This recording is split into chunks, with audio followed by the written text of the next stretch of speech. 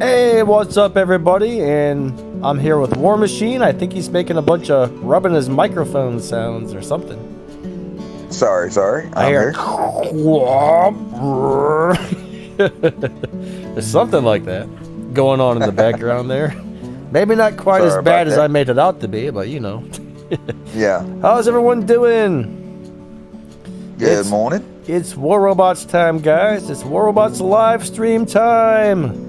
Yep. Hopefully you're all having a really awesome day today. I see we got Chrisman, we got Joseph D, we got K-Fed, KD Live, a few other people. We got Blast in the house. We got Daniel, Urish.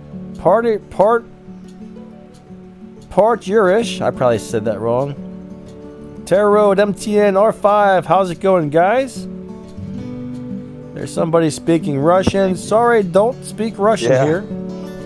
Blast said he's wearing your DL t-shirt today, Danny. Oh, awesome, buddy. Thank you. Thank you. Definitely appreciate that. Did you get the Pistons one or the Lightning Bolt one? I think they're both pretty cool. I got a hooded sweatshirt with the Pistons on it. I need to get... one of these days, maybe I'll get a shirt with the lightning bolt on it or something. Yeah.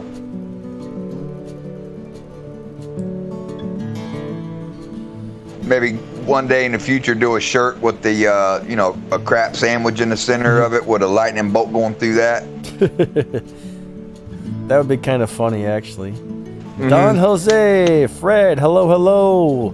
Ewan, what's going on, guys? Nice to see you.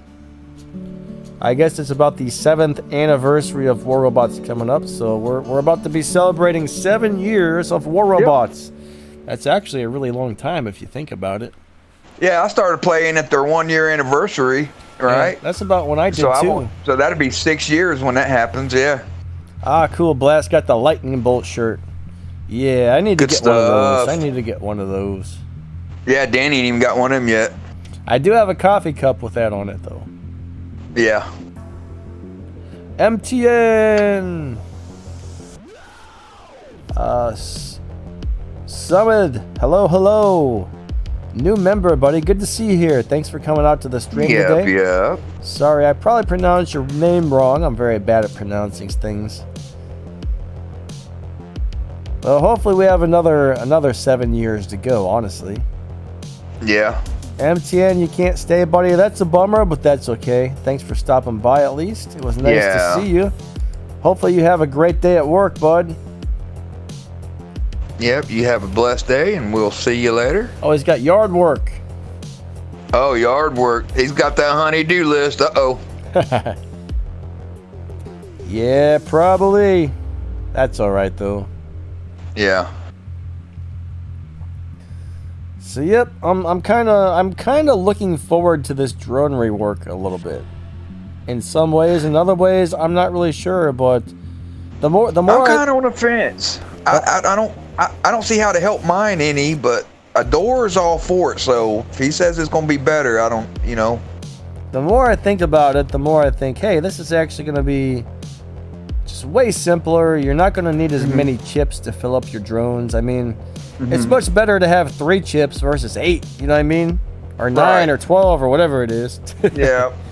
Well, and that, Danny, and plus each one of these drones, right, they were so complicated because they had their chips are all bounced all over the place. You know what I'm saying? With a different type of chips is on these drones with this. And every drone you get, the chips are different. You know what I mean? Set up different and stuff. And so now they're trying to do it to where, like, the glider is for your defensive points and suppression, things like that. Your eye drone is for everything they're trying to do. They're trying to set one up for basically defense and suppression, one for lockdown and defense, one for extra damage. They're trying to incorporate basically one drone is going to be one if not 2 categories that you can fit in there. Yeah, that'll make it much more simple, honestly.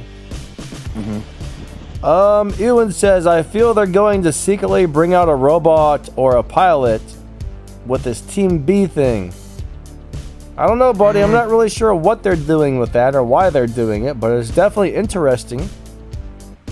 It might just be something fun for all these giveaways they've been doing on their Discord server. And it gives the support team, Pixonic guys something to do, and then plus, you know, some of the other guys that affiliated with the tournaments and stuff. So it, you know, it gives them something to do. And I like the graphics and everything on some of the stuff that I watched on it.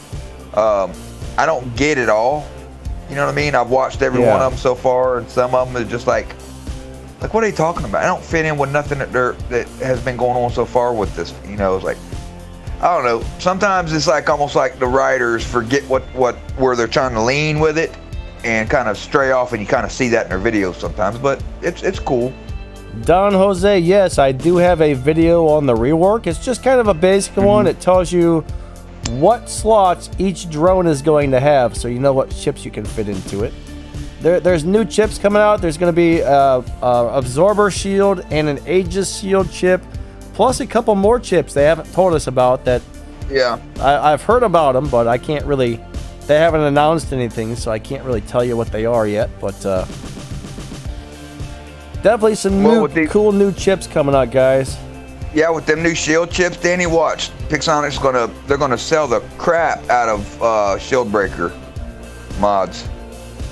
Joseph, on the test server, that Titan may say level 3, but I don't think that's correct. All right, sometimes the numbers on the test server are all screwed up. I don't think that thing's going to have 600,000 health at level 3. I think that's more like a, 50 to 75% maxed out Titan there on the test server. Right. I could be wrong, but pretty sure about that. So I think that's a little more than stock, even though it says level 3. Yeah, because if that's the case, right, that's more than my level 104 Alming. I got 385,000 at level 104. Not sure. What do we do with all the extra tier 4 chips? Well, if you got leftover tier 4 chips, my understanding is you can combine those into random tier 4 chips. So you might be able to combine those into something better or maybe even worse, but I'm pretty sure we're going to be able to do that. Katie loves That's why, Linda's especially voice. if you combine chips, Danny, don't mix match them, because then you don't know what you're going to get. But if you do all the same ones, it'll give you that. But if you the tier 4 chips, like you just said, yes, it's supposed to just give you another tier 4 chip type. Nova WR, no, I don't have anything on the date yet. All right, it should be coming up really soon. I don't know the exact date, but I think within the next couple of weeks we might see a update. But I think there's going to be a smaller update before the big one, okay? I think we're going to see a small update that has a few things, and then we're going to have the really big update with a bunch of things. At least that's my understanding. Yeah. I think that's what they're going to do too, Danny's a small one first, and then like a week or 2-3 weeks later, then they'll come out with a bigger one. Tony WR, how's it going? But I've been wrong about Pixonic before. Yeah, I think... No, Daniel Barrages, this ain't the War Machine and Lightning channel. This is Danny Lightning's channel. War Machine's a sidekick, a buddy, a friend, and a brother. And I'm like Batman, and he's like Robin. That's right. Yep. We just make a really good team together, guy. The Batman and the Robin duo or something. I'm just making some crap up. I didn't know what else to say. I thought a few people might laugh at that. All right. Hey, Happy, good to see you, buddy. We got Happy in the house. Fred just came in. Thomas, Quebec. What's up, guys? What's up, Thomas and Happy? Good to see you guys. Fred, yeah, MD. What's up, buds? Anybody else we missed? Hello. It's good to see you guys. The one says, hola. I said, hola. Hola, how are you guys doing today? I'm not too bad, I guess. Can't complain too much. Hola, the one. We're doing good, buddy. We're doing really good. I mean, as can be, War Machine's kind of excited today because I bought 4 of them Dragoon weapons, which I am a free-to-play, right? But here recently, I did drop a little bit of money for those Dragoon weapons from Ao Ming. Recommendations on the best drone rework video. Actually, I don't know. I haven't seen every rework video out there, so I don't really know who has the best one. But yeah, every drone is now going to have an ability as well, which is going to be pretty interesting. So that's kind of cool. Even though they don't have as many chip slots, you get your chips plus an ability. So I don't know. Yeah, they're going to add like a suppression to this chip or to this one and this. Yep. I actually think it's going to be kind of cool. I understand some people are a little bit mad, but I think in the long run, most of us are going to like it better after the change. Yeah. Yeah, guys, if y'all have the blue and the gold chips right now for the drones, if it's the ones that they're pulling out of the game, you know, they are compensating you with the other shield drone chips, and your chips already, the ones that they're leaving in the game, they're getting the buff, only the purple chips and the gold chips, not the gray chips and the blue chips. The tier 1 and 2, only the 3 and 4 are going to be getting a buff, significant buff. The one says, I see War likes to wear the tight shorts, like Robin. That's funny. At least somebody got a laugh out of that, right? Yeah.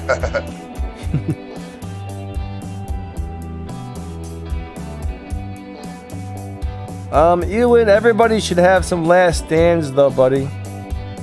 Like, I know it sucks getting those paid modules and leveling them up. They're way too darn expensive, but guys, last stand is almost a must in the higher leagues. Like, you gotta have, the good news is you only need like, even if you have like 3 or 4 of them and you can level them up to like level 4, they start doing okay. I mean, it sucks. It sucks getting those things, but it really is a must to have those last stands in the higher leagues. It's so helpful. It's unbelievable. Yeah. Thomas, I'll go crazy if I want to go crazy. Don't make me go crazy, Thomas. Don't make me do it. Yeah, people were trying to push my buttons on my last stream on my CSR2, so I started yelling at everybody, but that's the one I missed. It was all in good fun though. They knew what was up.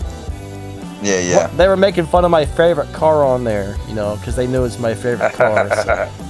Yeah. I gave everybody a good laugh, acting like a crazy person, but it was a good time. Daniel Barajas, buddy, Barajas or whatever, however you say your last name. Man, that's unfortunate. Some people are playing less and less, and you know, some people playing more. You know, it sucks that you're only playing a couple hours a week now, or in a couple weeks period. You know, I play a couple hours. I play 2 to 3 hours a day. I used to play 5, 6, 7 hours a day, but I play a little bit less nowadays. But I'm getting back into it again. Yeah, you just can't let these nerfs and buffs and tweaks and everything else just get under your skin. You know, matchmaking and everything. You just gotta. Good things are coming up the pipe. You know what I mean? So, you know, we've got good, you know, servers coming into play, some rework coming into play. They're bringing our maps back, which they need to do that already, because I'm getting about tired of only having like 4 maps out there to play on. Yeah, they said, they keep saying they're coming back. Get those maps up there, guys. I'm pretty sure they're going to be on the next big update, guys. Yeah, there's a small update that's going to get the game ready for the new servers, okay? Mm-hmm. And then shortly after that, the big update should come, and we think the new servers are actually going to be on the big update. And if there's any lag on their end, the new server should fix that. So if there's any lag after that point, it's probably going to be your device or your internet connection. Right. Yep. Now, I wouldn't be surprised if when I play it on the PC, if the emulator still lags. I wouldn't be surprised if I still get a little lag on the emulator, because emulators are a little bit buggy, but when I play on my phone, I don't expect to get any lag on my phone after they get the new servers up. So I think I was getting a little bit of lag yesterday. I was noticing, Danny, when I was in there, right? But when I got out, I checked the guys on the other side, and they're all on like different servers, you know? And I think what it is they're doing that server rework right now. They're working on it. Mm-hmm. Because I don't hardly ever get lag at all on my OnePlus 7T. Yeah. You know what I mean? And yesterday I was getting some in there, and I was like, what the heck's going on? I knew I was just shooting that dude there, and he's over there 3 feet, 4 feet from where I was shooting, you know what I'm saying, when it comes back, right?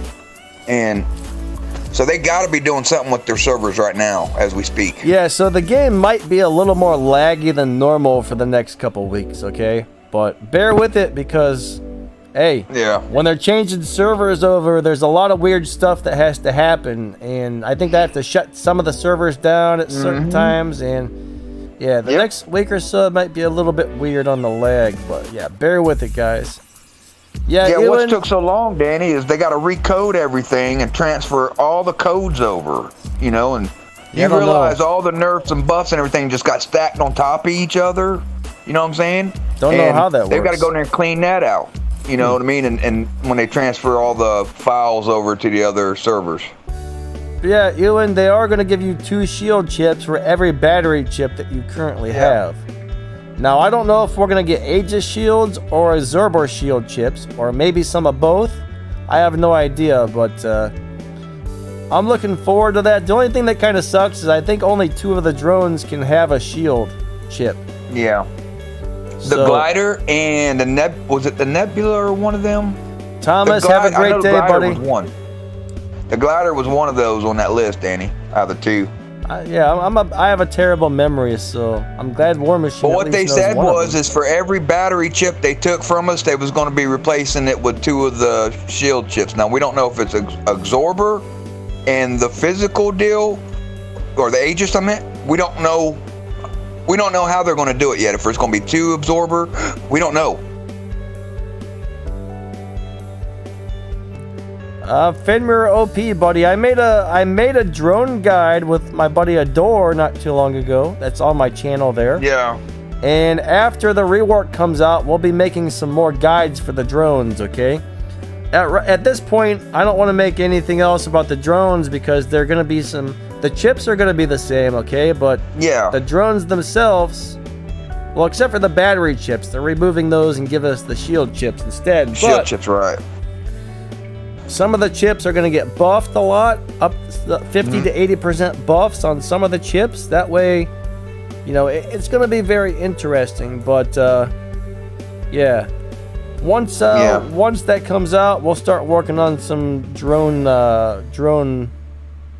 videos. Yeah, I can't think of the proper word. But. Well, we got a door, right? OP, and he knows everything. I mean, talking about technical numbers when you stack them and he knows. So him and Danny made the one video, so it's still good. It just what they talk about with the battery chips in there. If they talk about that in there, you can't worry about them because they're taking battery chips out. But other than that, what they'd made.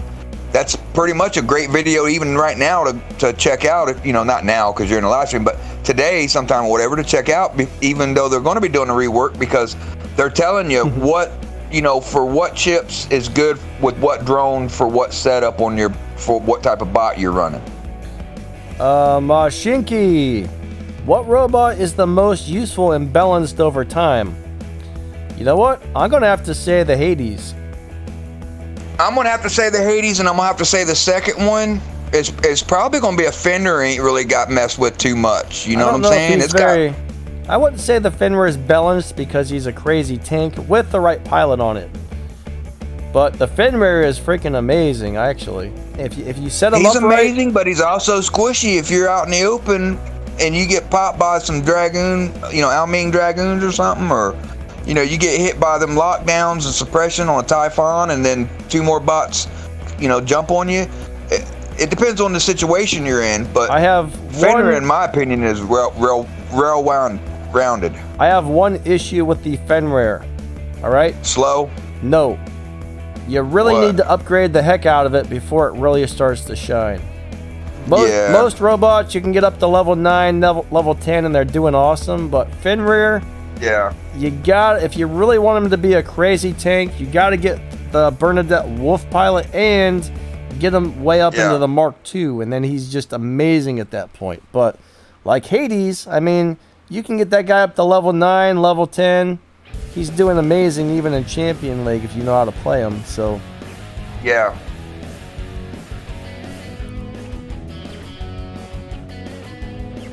Yeah, I guess they're going to be coming out with a new pilot, guys. So if you have DOT weapons like Wasps Hornets, Stings, Vipers. I don't know if there's anything else, but it's going to make those weapons either do more damage or more damage over time. I can't remember which one, but I think it's the DOT. But we will be seeing a new damage over time pilot. That's going to work for any robot as long as your weapons do damage over time. So that's going to be pretty cool. Yep. Aries is pretty amazing. The Hades has always been a great bot. Yeah. Daniel said, talking about the Hades coming back. The Hades ain't never went nowhere, Bubba. The Aries is a good bot too, but in my opinion, out of all three, pound for pound, I think the Hades is a better fighter. But now, you got a door that runs like that Aries, and man, you think he was hacking something in there with how he runs it, but no, he knows his timings and everything. Rage Wolf says Hades is bad. Well, I disagree, man. I've been playing Hades. Disagree. I've been playing Hades for years, and he rarely ever leaves my hanger. Yeah. Mikey just got one. Did you see? Well, on her Facebook post, I don't know if you've seen her or not. She just posted a picture, said she just got one in game, a Hades. Oh, I don't know. I don't look at Facebook, guys. I don't use the old Facebook, so I don't follow that stuff. But that's cool. She'll like that thing. Yeah. You still see a lot of Hades up in Champion League, guys. That's why I say he's still a great bot. Yep. New map should be coming back soon, Merv. They've been sure making us wait, haven't they? Nah, yeah, buddy. because I wouldn't set up half of my hangar to the short range power weapons, you know what I mean? And these long maps just ain't cutting it. Ewan says the cross sack can be invincible with the new shield chips. I disagree, man. As soon as that shield's over, he's gonna get blowed up. Yeah. But yeah, that will actually be kind of fun though to have those shield chips. I don't know. I kind of wonder what impact it's actually going to have on the game. It's going to be different, that's for sure. Yeah. Yeah. K-Fed says Wasp Leech can't wait for a new pilot. Oh man. Please keep your Wasp Leech away from my robots, sir. I think I was counting mine yesterday. I think I got, or day before yesterday, I think I got 4 Wasp and 1 Sting right now, Denny, is what I'm looking at. You know what I mean? Not what I'm looking at the moment, but I think is what I have. All right, Rage Wolf. Low level. Rage Wolf said he's in Legends League and the Hades is only good when you have cover. Well, I mean, it's not exactly. I mean, it is a brawling bot, but it does rely on being able to use its shield. But he's not a tank by no means. He's a fighter.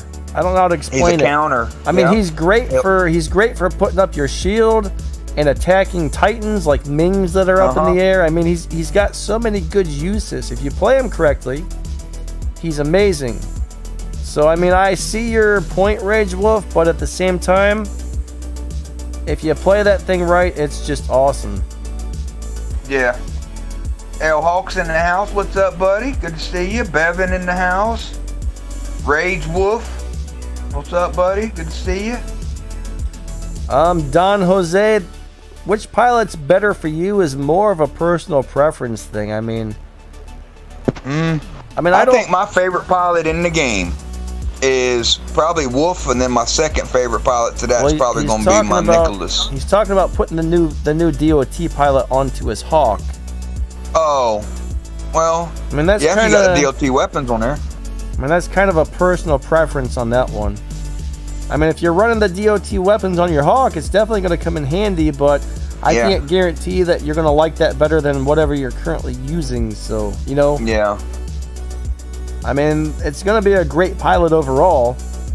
Well, here's the thing, right? If you use that pilot there, you're going to be giving up, if you already have one of the other 2 pilots for your Hawk, right? The one that locks down, and then the other one that is immune to suppression while in the air, lockdown and suppression. Yeah. Well, you won't have that with this other pilot. You just have the damage output for the DOT, so extra damage output. So Tony kind of like give or take. Tony WR says the Hades is the world's best bot, and he loves it to death.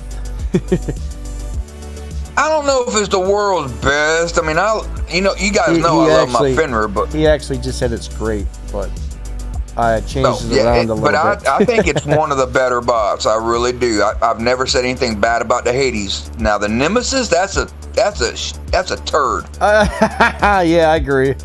But yeah, Tony's a Vox player, guys. He's a good player, man. He's got his own YouTube channel too. If you guys want to check him out there. Yep, yeah. What's up, Tony? Tony? I think Tony was squadding with me last night over there in Ghostesdale.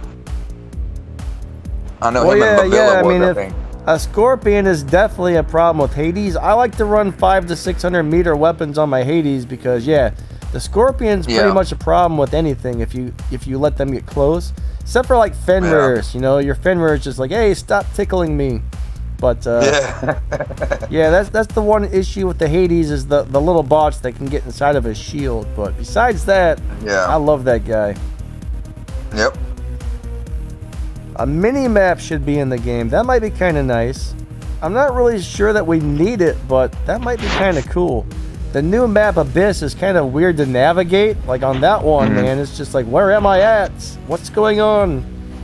That one could use a mini map. Hey Hulk, what's up, buddy? I'd like to see him on a few of these long maps. I'd like to see a mode come out where it's 10v10. That would be kind of crazy. That would be awesome, wouldn't it? Oh yeah. Hey, Maichi. Good to see you, sister. She said, hey, Danny and War and all. Hello, Maichi. Welcome to the stream. Guys, Maichi's We just mentioned you here about 10 minutes ago. I was telling Danny I seen on your Facebook you post where you just got your Hades in game not too long ago. Someone's over here talking crap, man. Gabrielle San Miguel, thank you. Maichi's got a really cool... Maichi's got a really cool YouTube channel as well. She does really awesome. Yeah. They got Joseph says, can I kill your robot with my Nodens with shotguns? I don't know. Can you? Yeah. See, I'm going to do the Pee Wee Herman here. I don't know. Can you? And then you got the drum roll in the background. That's what, you know. That sounded more like a fart than a drum roll, but okay. Oh, heck. Yeah. We know what's on Danny's brain, huh? Hot air. All right. What's the best setup for Hades and Aries? Well, I'll tell you what. For Aries, my favorite setup right now is the Pulsar and the Magnetar. I love that to death on him. Like, that's such a good setup. And on Hades, man, there's so many good setups for Hades. It's not even funny, but I'm really starting to like the Hornet and the Magnetars on there. That's pretty cool. Pretty much anything with lockdown. The reason I like lockdown on the Hades and the Aries is because if you can lock them down, they're probably not going to escape from your ability. But if you don't lock them down, they might be able to get away. So I try and run at least 2 lockdown weapons, or you can always run the lockdown ammo module. All right, that's a big help as well. But Good to see you, Yusuf. I'm loving. The only thing that sucks about the Hornet though is that 12-second reload time or whatever. But that's gotta get buffed, Danny, because that's too long. Joseph D, buddy, I heard some stuff about the new Titan weapons. Okay, I know there's basically two new Titan weapons coming out. One is a shock train, which is the alpha weapon. And then you have the lighter version, which is basically a Viper for Titans. And I guess the Viper for Titans was doing crazy amounts of damage. Now, the shock trains, some people were having some sort of glitch on the test server where they were just one-shot killing people. My understanding is they're not supposed to do that. We think it was a glitch, guys. Yeah, they were one-shot killing everybody. That's got to be a glitch, Danny. All right, we got a door. We got Tattoo Josh in the house. What's up, guys? What's up, Josh? But the new Titan weapons look very interesting, but the thing I don't like, the Titan shock trains are going to have an 800-meter range. That's nuts. Yeah. So that new Sharinga Titan's designed to be a long-range Titan. It's really slow. It's got a pretty interesting ability, but it's designed to stand way in the back and pick people off. Now, I will say this, when you were shooting another Titan with the Titan shock trains, they didn't really do much. Yeah. Now, I don't know exactly what level those were supposed to be on the test server. For some reason, like, whatever level the Titan weapon says aren't always the level they actually are. Some weird stuff gets messed up on the test server sometimes, but yeah. I don't listen, Danny, I don't really agree with the 800 meters on them weapons, right? I don't either. Because and first off, I wrote Pixonic here like 3 years ago, you know, and told him, I said, look, those shock train weapons, I almost called it by the nickname that it is a bad word, but anyway, sounds like shock train, but not, but you know, everybody calls it. But anyway, those right there shouldn't even be in the game, because you got so many Rambos out there that go out there in the open, and I shouldn't have to suffer because of some dummy run out there and got shot, and then it shoots him and shoots me and shoots the dude behind me. Yeah, I agree. I don't agree with that. And plus 800 meters, Danny, most of these maps, you know, like the small maps when they bring them back, like the moon map, what is it going to be? Almin's going to go up in the air at spawn and be able to kill everybody on the opposite side of the map? I hope these Titan shock trains are not that powerful, because first off, I hate shock trains. I hate them. Hate them, hate them, hate them. You know what? Yeah. It's like a big old crap sandwich falls from the sky and shoots you and like 12 other people with one shot. It's just not, it's not fair. It's not fair at all. So no weapon in this game should tap anybody and kill anybody.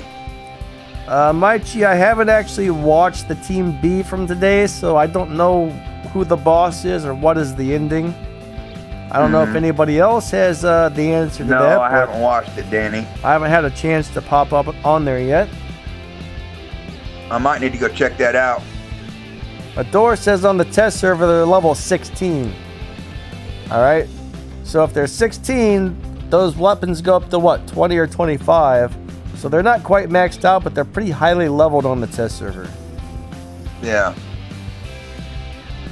Mikey said she watched it and she don't know too. That's what I'm saying. When they make their videos, sometimes they make sense and sometimes they don't. It's almost like they veer away from what they're trying to do. Merv is staying up late to watch us, guys. Thank you, Merv. He says it's past 12 a.m. I'd be sleeping if I were you. But yeah, I just hope they're not going to be that powerful. But it sounds like it was a glitch that they were doing so much damage to regular robots. We'll see what happens, I guess. So far, this was only the first test server with the new Titan weapons. So those might not end up being 600 meter. I mean, those might not have the 800 meters. It could be changed to 500 or 600. I mean, we'll see what happens, but there's a possibility that it could they need to change. nerf that down. I would agree with like 600 or 650. Because look, Danny, like when they bring the old map, like the moon map, that thing from one side of the map to the other side of the map is only 450 meters, 500 meters. So with 800 meter stuff, you're going to be able to go up and shoot anybody anywhere in that map from spawn or anywhere you want to be. I don't agree with that. Adore says, I am the boss, Maichi. When did you... So you're Bruce Springsteen, man? I didn't know that. We got a celebrity. We got Bruce Springsteen in the house. Adore must be disguising himself. If you guys aren't familiar with Bruce Springsteen, he was a musician and his nickname was The Boss. Yeah. Yeah. Some of y'all might not know that. I'm not really sure, but... Yep, I knew that, Danny. Joseph D says, I love the hover. You know what? I do too. But some matches... They need to make a pilot for it, add another mod spot. Yes, I don't agree with the couple mod spots. They need to give it a pilot that gives it like 85% or 80% durability while in flight. You know? Something.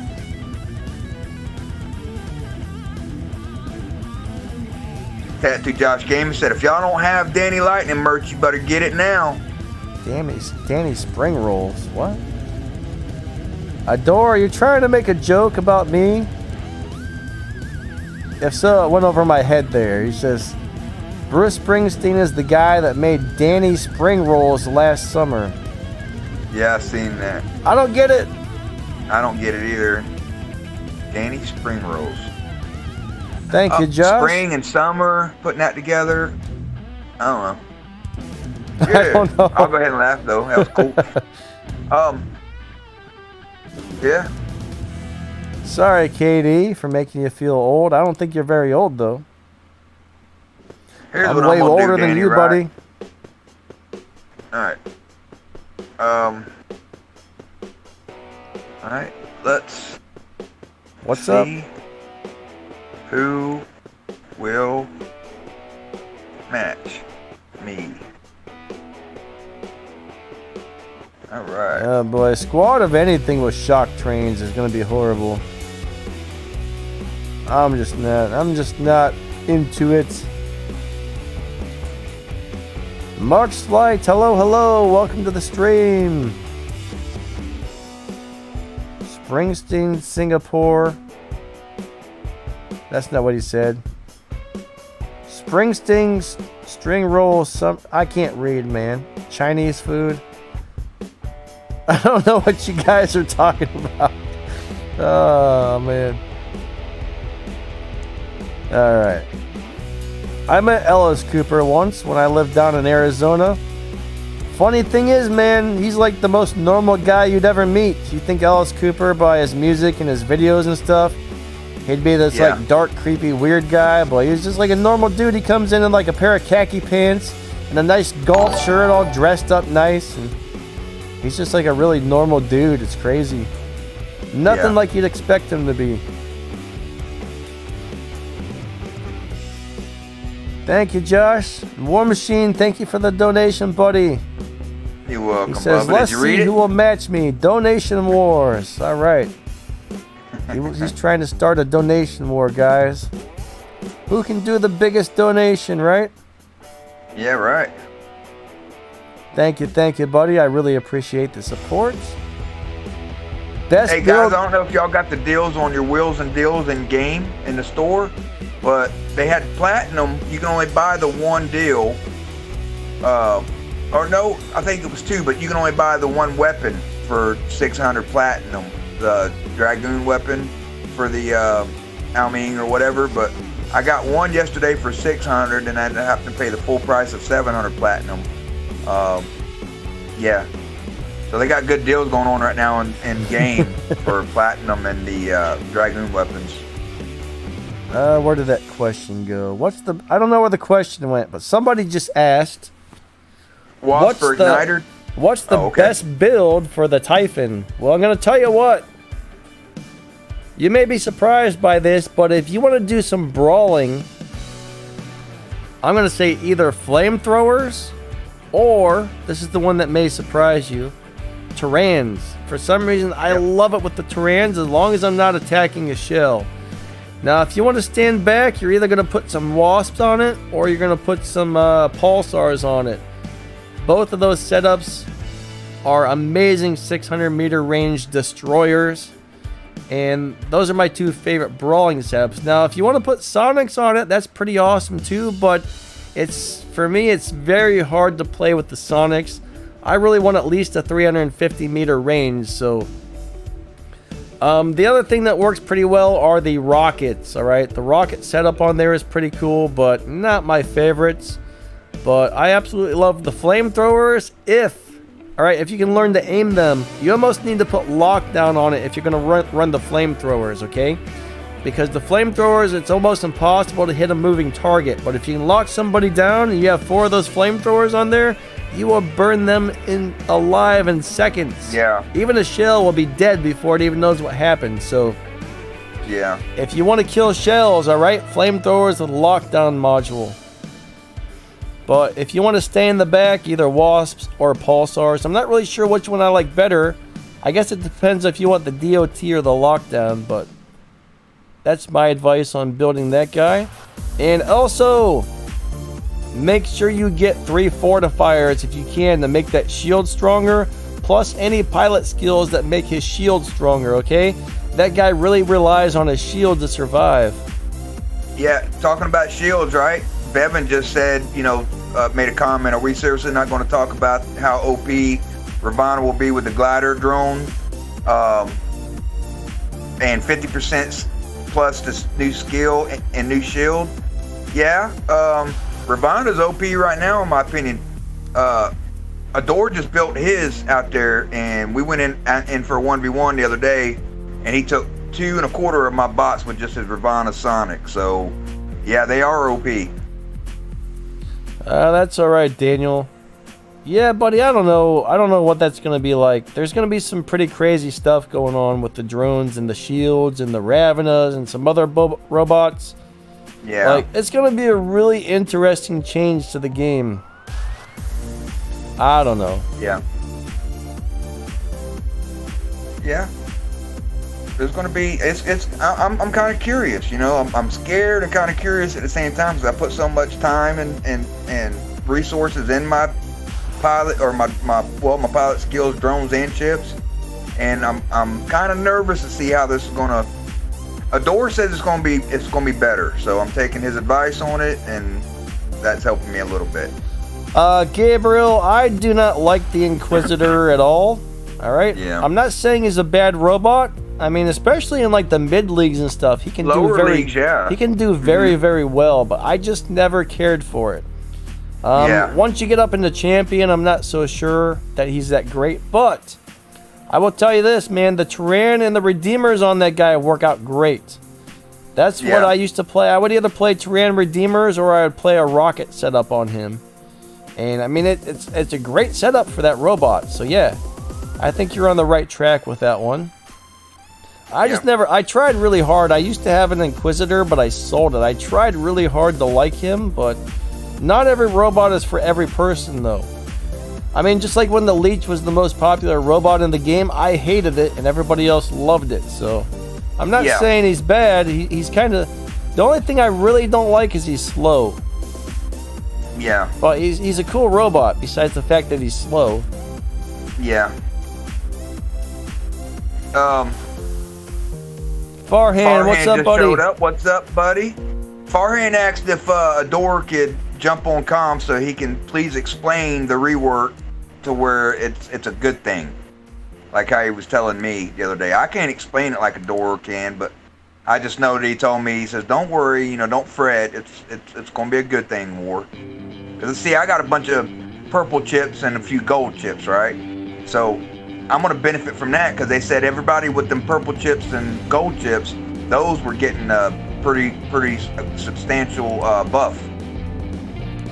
Well, Daniel, I hope they fix you up soon there with your problem you got going on. That's a bummer.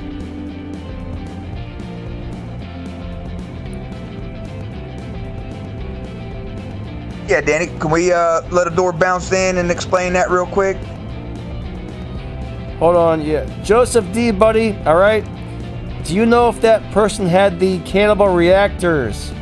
All right, Minos with shotguns and 3 cannibal reactors will eat up another Titan before you even know what happened. It's ridiculous. Yep. So, they'll eat up any bot. More than likely, he had the cannibal reactors, or it is a possibility he was a hacker, because the hackers do exist. But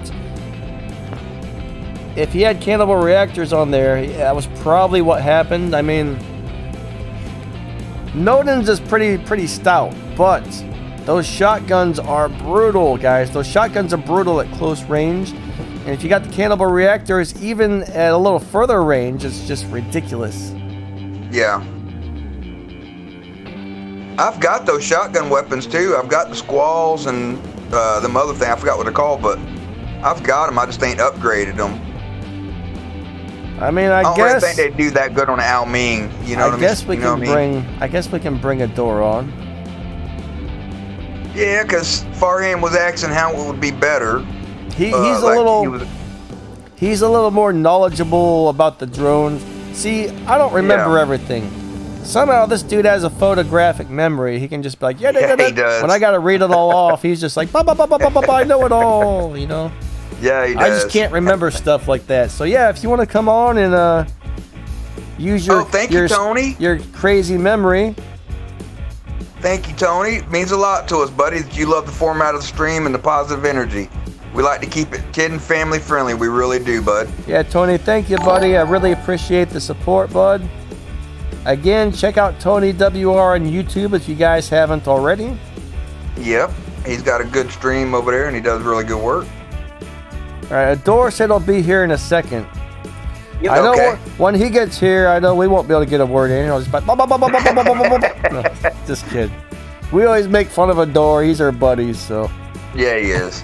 he always laughs. The good thing is he's, you know, pretty much everyone we know, we just make fun of each other and everybody laughs about it. Nobody really, Yeah. nobody takes it the wrong way or whatever. Most of the time. Yeah, most of the time. He said, "Amen." Okay. What's up, Adore? Good to see you, buddy. Hey, guys. JT, what's up, buddy? So the question was that how the drone rework is going to be better than right now. So just think about someone who has completely maxed drones and someone who has no drone. The guy who's completely maxed can use some of his better chips. Like right now he has to put 8 chips in one drone. Yeah. So out of those 1 drone chips he's putting on make 1 relevant setup, he can now make 3 separate drones and will be able to like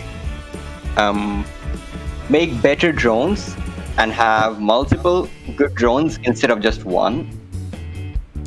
And the guy who's just starting with the drones will have to worry less about getting like tons of chips and a lot of gold chips in order to be good. Right. Yeah, needing less chips to fill your drones is actually a good thing. I mean, I'd much rather have to have 3 or 4 instead of like 12, you know what I mean?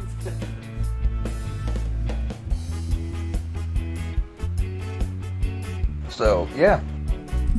Alright, so tier 1 drones will have 1 chip. Oh my gosh. Tier 2 drone, god dang it, I can't talk today. Tier 2 drones will have 2 chip slots. Tier 3 drones will have 3 chip slots, and Tier 4 drones will have 4 chip slots, okay? There we go. Hopefully my garbled up message got through to y'all. Well, I guess I could thank God then, Danny, that I've got all tier 4 drones. Yeah, I've got 2 of each of the tier 4 drones, except for that Octanian guy. I only have 1 of those, but hey. Yeah. You will be able to buy you know a what? tier 4 drone. What's that one you can buy for 2,500 gold? What is that? The Discus, I think. I mean, that's only going to have three slots, but I mean, each drone's also going to have an ability now. So even that Discus drone is going to be pretty good, actually. Right now, I think the Discus kind of sucks, but it won't be too bad after they make the change. You will be able to buy the tier 4 drones for 6,000 gold. I haven't heard that, but that's cool, I guess. Didn't they say they were going to lower the price on the drone chips as well? They said about the arms controller and the tier 3 chips, I think they're going to be lowering those prices. I hope that's true. That would be nice. Nicole, And they hello, said that- hello. If y'all don't know, Adore was telling me the other day on his gold chips, he's like, yeah, I've got 147 of these gold chips, this one type. I've got 40 something of this type. I've got 30 something. I'm like, Adore, I've got 1 gold chip. That's it. How you got all them, you know? Like, it's quite simple though. Just what I do is try to complete every operations and open the bronze chest in the black market. That'll give you a lot of chips. And even if they're random, just combining them, because there's always a chance you might get something really decent. Adore, someone's saying, what is the capability of the Octanian drone? Do you remember which slots and what ability that one's going to have? So Octanian's gonna have, I think it's gonna have revitalizing defender. It's gonna be a defense drone, and it'll be the only defense drone I think which will have 3 squares and a circle.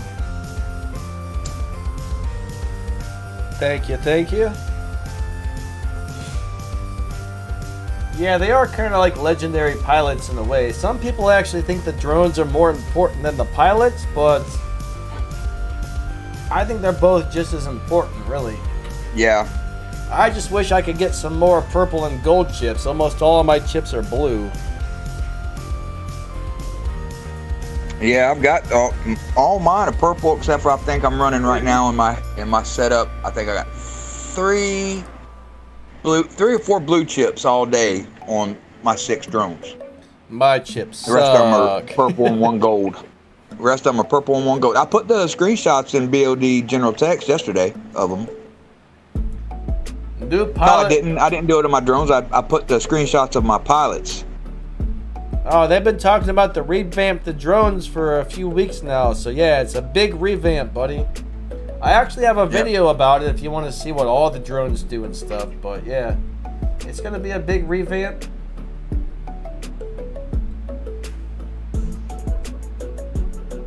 Gelling? What's the Octanian drone? What are you talking about there, Ewan? I mean, we just kind of... Adore just kind of said what that was going to do there.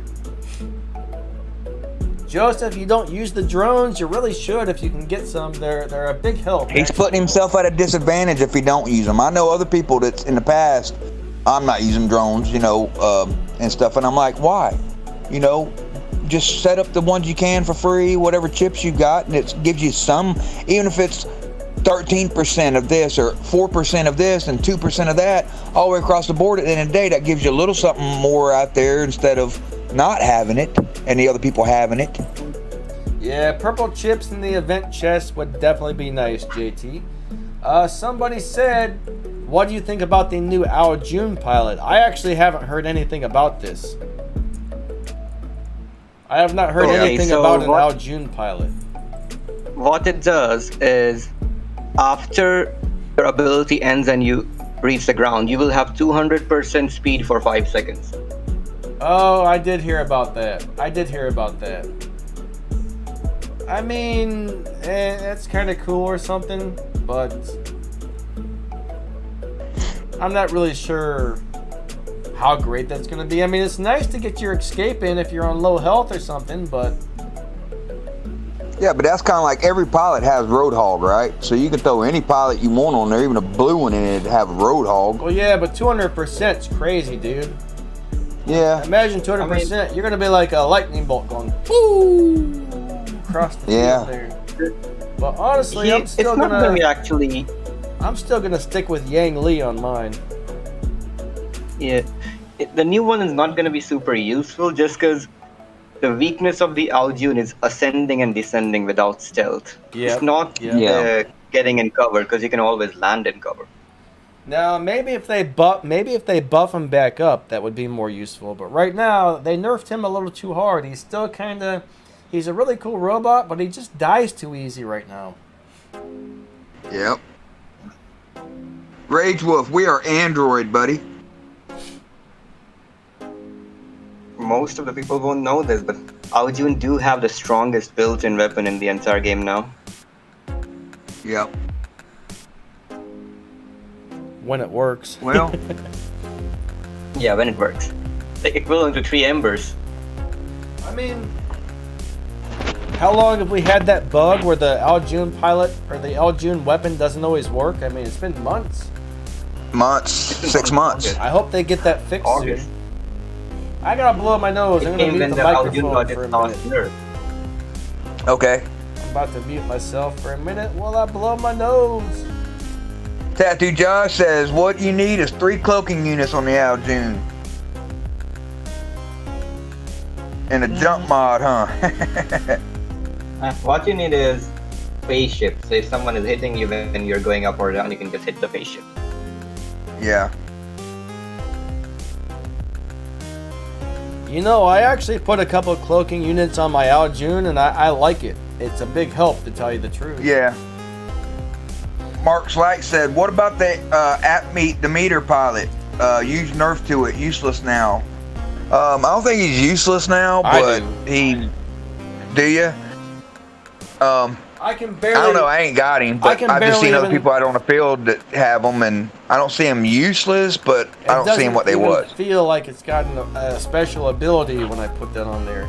I think the other pilot is way better now. The original one with the extra 20% damage, in my opinion, that is a much better pilot than the amp meter. I mean, it went from like overpowered to almost useless, so that kind of sucks. Yeah. I mean, if you're a solo player, the other one is good, but if you're squatting a lot with your teammates and you know they also have the meter with the amp meter pilot, then it's really overpowered still, because multiple guys can heal each other. Yeah. What's up, Real Sniper Exotic? How you doing, buddy? What's up, Vavilla? Good to see you. I was squadding with, he was squadding with us last night. The point of having drones in your the game is to give your robots extra boosts and buffs and all kinds of junk. Can I be honest here, Danny? It's basically all the nerfs in the past that they've took. You know what I mean? With 10% of this, 30% of this, 5% of this. That's them. That's what them are, getting your nerfs back. Yeah, kinda. No, not really. The pilots are the nerf thing, because no robot had like built-in suppression.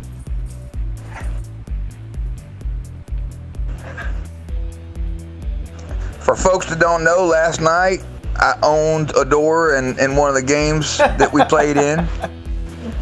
Yeah. So you just got no. Duo versus full squad, you guys lost. But listen, he wasn't focusing me. That's how I was able to get him, and I took him out. But Adore is super, super tough out there on the battlefield, Ben. He doesn't make mistakes. I don't know many people that go out there and is that technical on the field as Adore is. Yeah, I'll tell you, I don't really like the drones myself. That's one thing, if they would have removed them from the game completely, I would not have complained at all. But, I mean, I guess so many people have spent so much money, I guess they can't completely take them out. They can change them, but they can't really remove them at this point. Yeah. But man, I don't know. I don't like drones. I mean, in a way I like them, but it's just so many extra resources I have to spend is my problem with it. Listen, I like them, but the only reason why I like them is because I found a secret on how to get all them purple chips when I got them. And so, actually, because I got them, I like it. But if I didn't have all them purple chips and I was just all rocking them gray and blue chips, tier 1 and 2 chips, I'd probably think it was sucky too, crap sandwich. Yeah, I mean, my personal drones aren't very strong. Yeah. Now on my battle wreck account, if I wanted, I could go in and build the crazy drones, but I really don't. I just kind of don't think it's fair to add like 300% damage and stuff like that. So I try not to. I don't know. I try not to play with too many bells and whistles, even when I'm on the battle wreck account where everything's maxed out. Yeah. I kind of like to make my videos more towards what your average person can do. Even if the stuff is maxed out, I mean, at least I'm not running like the 9 million damage mods and junk like that. You know what I mean? Yeah. Yeah. Somebody had asked me in there, says, tell us the secret. I think it was Bevan that said, tell us the secret about how you got all the purple drones. Oh, he was just... Remember about 2 months ago, opening Danny? The crates, right? Yep. They had it in the crates, and then they had it in 1,000 black market crate deal. The one crate, okay? The one crate in the special event delivery, whatever it is. You would open it, and it would the majority of the things that would pop out were the purple drone chips. So he got a load of them from that. Yeah, I got a ton of them from that. When we did live stream, I was telling everybody how I was able to get all them purple chips at that time. Joseph, have a good day, buddy. See you later. Yeah, see you, buddy.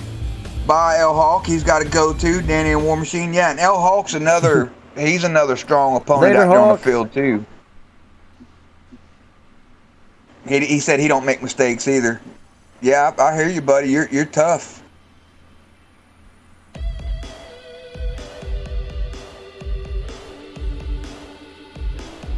Fender says, should I buy Operations Pass? Yes.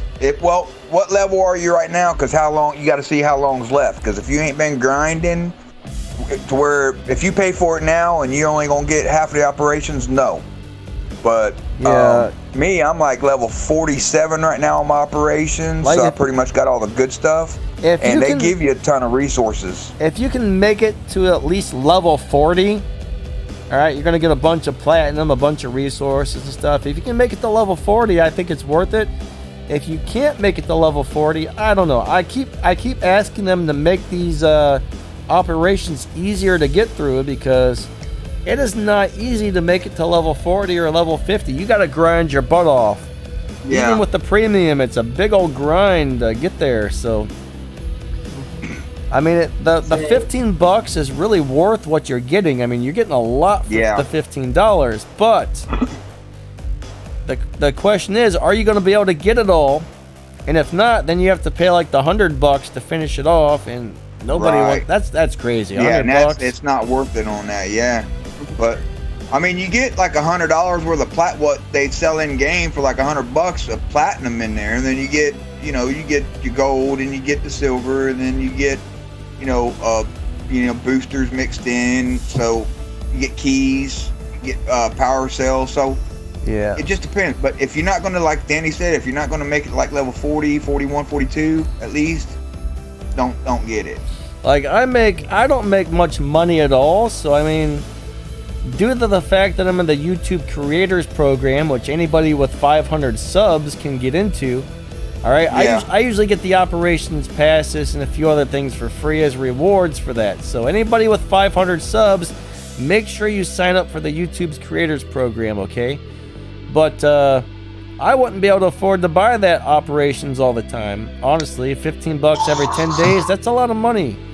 And honestly, if I was going to buy it with my own money, I'd need to make sure I got most of the way through it to where I got the good prizes before I spent my $15. So, but I think they would sell a lot more of them if it was easier to get through. Like, there's some other games I play where you can blow through the operations pass pretty quickly. I mean, those games aren't really games that I would spend money on at all, but I mean, some people do. Some people do. Then there's other games where it's almost impossible to get through the operations pass. So I just think they would make way more money by lowering the prices. Yep. Yep. And a recent our weekly update they post on Reddit. So Chopsla said they will be reworking operations in the next event. Oh, they said that, huh? Interesting. Yeah, on Reddit. So people say it's going to be longer. Some say it's going to be like more resources, but harder to complete. We don't know yet. Well, if you guys noticed, every operations is different. What they've been doing is testing. Let's see what they buy. Let's see what they don't buy. Let's find out what these guys are spending their money on. Let's listen to the complaints. You know what I mean? So they've basically been testing the waters, and eventually I knew this was going to happen to where they're probably going to be like, okay, we kind of figured out what's going to make us the most money with the operations. So we're going to they're probably going to set it up to where it's going to be like more of a standard type of thing now, I bet. Yeah. So we'll see what happens though. Yeah, they've been posting a lot of extra information over there on Reddit, guys. On the Reddit page, anything about updates, that's a good place to go check out some of the future updates. Yeah.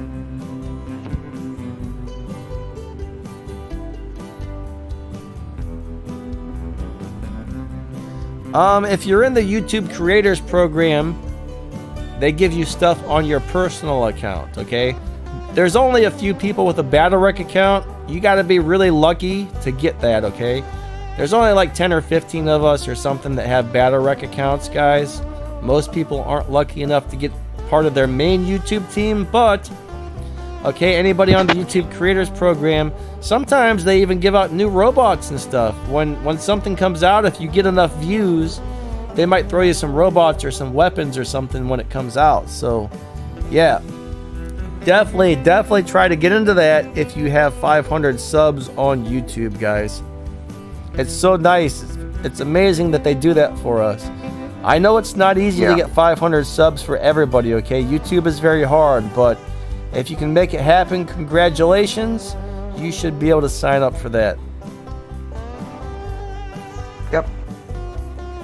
Chris Collins, have a good day, buddy. I hope you get a good night's rest. Ned, what's up? Good to see ya. Welcome, everybody. Ned says he can't make it all the way through the operations because he works long hours. A lot of people, a lot of people just don't have the time. So why would you buy it if you don't have the time to make it through and get the prizes? That's the thing. Yep. A lot of people don't have the time. That's why I say they would make so much more money by making it easier to get through.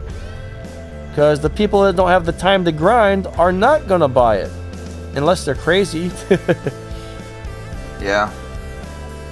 Yeah, Tattoo Josh, guys, he's trying to get to 500 subs. He's got another really cool YouTube channel. You guys might want to check him out. KD Live as well. Yeah, KD, he's working on his subs. Both good friends of ours there.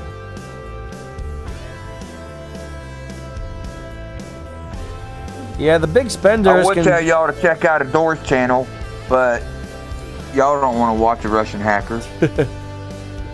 Hey. No, Ador's got good content too. What's the name of it, Ador? Gamer's Trend. Yeah, Gamer's Trend, guys. So if y'all haven't checked that out, you might want to give it a peek-see. Tara Road says something about it's too short operations. I'm not sure what you mean there, buddy. Not enough time to finish it, I guess. Oh, yeah, maybe. Yeah, I mean, 10 days is not enough unless you grind your butt off. You probably got to play a good 10, 15, 20 games a day to make it through all the way. That's if you have the VIP, guys. Yeah, we can't play it 24/7. So yep, that's what I'm gonna keep mentioning that to them periodically, that it's too hard for a lot of players to make through it. So maybe one day they'll listen to me. Yeah, if there are people that only can play an hour an evening or 30 minutes or even, a couple games an evening, there's no way, if they play every day even, before the 15 days is up, there's no way that they could finish it. Like, I got a lot of muscle and nerve problems, guys. I can't sit in my chair too long. I can't play very long every day, okay? I play 2 or 3 games in the morning. I might pop in for another 2 or 3 games. Some days, my hands are just hurting too much to even play a couple more games. So, I got the VIP, and I'm lucky to make it to level 40. Yeah. By the time these things end, because I just can't. Even if I wanted to, I couldn't play enough games because I get trigger finger in my thumbs, and they seriously lock up to the point where my thumb will just be like bent, and I can't unbend it if I over irritate them. So I got to be real careful not to do that. And if I stay in my chair too long and play on the emulator, next thing you know, I can't feel my legs, my back's in spasms, and when it gets that bad, it's just like for the neck, everything just locks up for weeks or months. So it sucks, man. People who have like problems or full-time jobs or work a lot just can't do it. I KD agree. says he can't get to level 35. Yep, there's a lot of little changes they could make that would make a much better player experience for the rest of us. Don't get me wrong, guys. I love this game. Bubble gum walk at the same time. I love this game, everybody. Don't get me wrong. I'm not trying to just complain. Yeah. I would just like to see. I would like to see a few things done a little bit differently that would, definitely make a better gaming experience for the most of us. The biggest thing for me, Matchmaking, overall, right? at the end of the day, is the matchmaking, man. Yep. I don't like going out there and playing 2 games or 10 games and winning 2. Let's say it ain't always like that. Now, if we put together a heavy squad, with some heavy hitters in there, I go out there and we can win 65-75% of the matches. But if I go in and I'm jumping in there with randoms, you got randoms try to camp on beacon matches. You got randoms try to, steal kills on beacon matches, but they won't get in a beacon for nothing. Get hit the damage don't win freaking beacons, people. Please. Yeah, it's like, man, so I'll lose 80% of the time, just because the opposite team is 300% overpowered. Our team seems like. Why am I always in a team that's, champ and under? You know what I'm saying? Masters and stuff like that on my side, but you look at the other side and they're all S rank, number 1 clans, number 2, number 5 clan, S rank, and they're like 11,000 champ league, 9,000, 7,000, 6,000 going down the list, right? I'm like, that is so lopsided, and it ain't even like they're running full contingency over there, the same clan or nothing. You just go over there and you just look down the list, and unless it's iOS and it won't let you see their thing, but you hit the list and you see champ, number 1 S rank clan, champ, number 4 S rank clan, champ, number 3 S rank clan. There's been a few days where I've sat down to make a video in the morning, and I played 4 or 5, 6, 7 games, and they were all 2 to 3 minutes long. And I'm just like, well, there goes my 45 minutes, half an hour I had to sit in my chair and play today, and I just got beat by full clans. So there's been about 3 or 4 days in the last couple of months where, well, maybe the last year, there's probably about 4 times where I sat down. I couldn't even make a video because the matchmaking screwed me over so bad. Yeah. So it would be awesome if we could see some different matchmaking. Tony WR, have a great day, buddy. Thanks for stopping by. And that's the worst thing ever, man. I mean, if the matchmaking was a little bit better, it's so lopsided now, it's obvious. Like, you'll get in there and you'll play 1 or 2 games, and it seems like you'll have 1 or 2 decent games, and then it's like the algorithms kick in where it's so blatantly obvious, right? Because I check every game I get out of, the first 2 games even. I'm checking stats on the other team. Okay, that's pretty even, Them guys over there were mixed, masters, champ. Over here it was mixed masters, champ. You know what I mean? We're good, Okay. Then after like 2 games, bam, we get spawn raided and everything. But, I get out and I check. Number 1 S rank clan, number 4 S rank clan, number 1 S rank clan, number 3 S rank. All the way down the list, and you look over here and there's 1 champ, and that's my name, and the rest of them are masters and lower on my team. I'm like, come on. Yeah, the matchmaking is the one major issue that most people seem to have with the game right now. Yep. Bye, Tony. See you, buddy, and thank you for the donation today. Thank you for joining us. If they could figure out a different matchmaking system that would put people together that are more evenly balanced, that would be amazing. Yeah. That would be amazing. I would want to play more games. Even people that, get off of work. Who wants to get most people only have time for 2, 3, 4 games. They got family, life, kids, job, mortgages, rents, all, they got responsibility. So they only got time to maybe play 2, 3 games a day. 10-minute games each, that's 20, 30 minutes, you know what I'm saying? Them guys, they don't want to go in there and lose that bad because of matchmake. Who would want to, after about 6 months of that, they'd probably uninstall and play something else, to be honest with you. Yeah, I mean, the normal person. I mean, back when I first started playing this game, I would, I'd go to work, I'd maybe get to work early, maybe play 1 game. On my lunch break, I'd play another game. Maybe after I got home from work, I'd play a game. That's what most people play, 1, 2, 3, 4 games a day. The majority of the people don't have time to sit there like all day and grind that stuff Josh out. might have just hit it right on the money too. What he just wrote in text right there. I'll read it off. He said, matchmaking will never get better until you get more players to get on the game. We've lost so many people due to matchmaking that will never get fixed. A lot of people seem to think the matchmaking is actually bad because so many people have quit in the higher leagues. Now, I don't really know. I think the lower leagues are probably a very different story. But in the higher leagues, it's like, I don't know. I'm not really sure what's going on. I can't really comment too much on that, but I've talked to guys in lower leagues and they said they're still getting owned in there by higher league guys that are still able to tank down even after they put that play button, that tattletale button in play in game, People are still doing it. The tankers, like, why even? If any of you guys tank, please stop, guys. That really screws over the lower league players. That makes other people quit the game and whatnot. The people who tank are guys who intentionally lose a whole bunch of matches just so they can get down into the lower leagues, and then they can blow the heck out of everybody and just destroy them like it's nothing. And that's just plain rotten right there. So if anybody out there is a tanker, please stop, guys. Please stop. And Pixonic, man, once a person gets into a league, you should lock them in there so they can't go back down. That would fix that whole thing. That would fix that whole thing. Yep. Once you hit champ, that's it. we know you're champ. We know you're capable of making it to champ and hitting there, right? So why go any lower? You know, bam, you're locked in. Yeah, I mean, I would never tank unless I had to. You know what I mean? Yeah. Like, I remember when I first got into Champion League, alright? I think I had level 8 weapons and level 8 robots, and I was just getting destroyed, and no matter what I did, I would just tank back down. Not purposely, but I could not stay. I could not stay in that league. So I can kind of see why some people might tank purposely and when they get into that situation, but once I got my robots up to level 9 and my weapons up to level 10, I didn't have a problem staying in Champion anymore.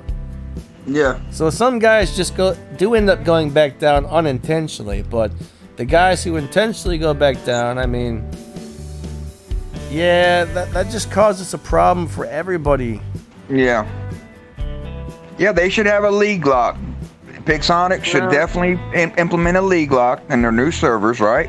And if you hit, you know, Masters, you're locked there. You can't drop no more. And how I think, right, is like I'm in Champ, right? I should only play Champ and Masters, right? Yeah.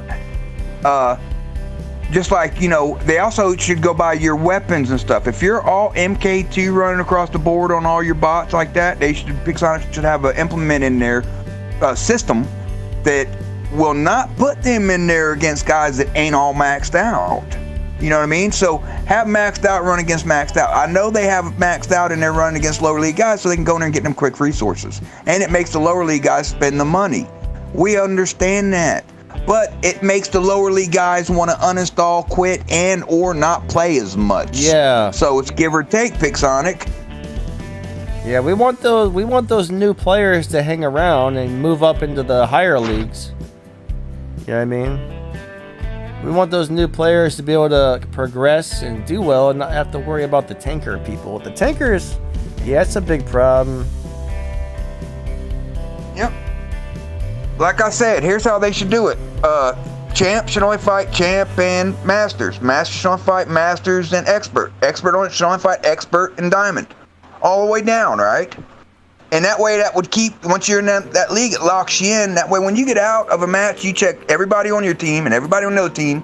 And it should be, if there's 3 champs on this side, it should be dang well 3 champs on that side. And they should, you know, if you're 4,400 or 5,400 champ league, you shouldn't be going up against guys that's 11,000 champ league. Yeah, right? That's true. That tells you those guys are coming out with 7-8 million hit damage. I'm coming out with 4.5 million hit damage, 4 million, 3.5. You know what I mean? So there's a big difference there. So don't pair me up guys like me up against. And how is it whenever I go in there and run solos and or not solos, I meant, but 2 or 3 or 4 or 5, 6 people, up to 6 people, it puts you up against full contingency. It should only put you up against a full maxed out squad on the other side, or you know, full squad contingency, if you're running full contingency on your side. But like Josh said, if they lost so many people, you know, in the past up till leading now, to where they have to have it like this, that's why you're going up against higher league guys and low league guys are playing against each other. That makes sense. Hey, what's up, CM? What's up, Mr. Roboto? Guys, after this live stream, all right, I'll have a video for the 5 winners of the Hornets, okay? I just had a small Hornet giveaway. I had to turn in the winners this morning, so, all right, the video will be up right after this live stream, all right? Yep. I see Mr. Roboto is in here. I'm pretty sure he won something, but I used the random comment picker, guys. Yeah. And I'm pretty sure Mr. Roboto actually won one. So congratulations, Mr. Roboto. Congrats to everybody that won. He goes by, I don't even know how to read his name on here. Epagangling77. Like, I don't even know what that says. 77, yeah. In game, he's Mr. Roboto. Or Mr. at least Roboto, yeah. Let's see. The one told me, says, you're wrong, War. If you're in champion, you should only play champions. Your masters, you should only play masters. That way you don't have a disadvantage against champion. Yes, I understand that. But we know Pixonic's not going to do that. That's why I'm kind of like, all right, I'll meet you in the middle. You know what I mean? When I say that champ should only face champ and masters should only face masters and expert, you know what I mean, on down. Third league and one league below, third league, one league below, third league, one below, all the way down.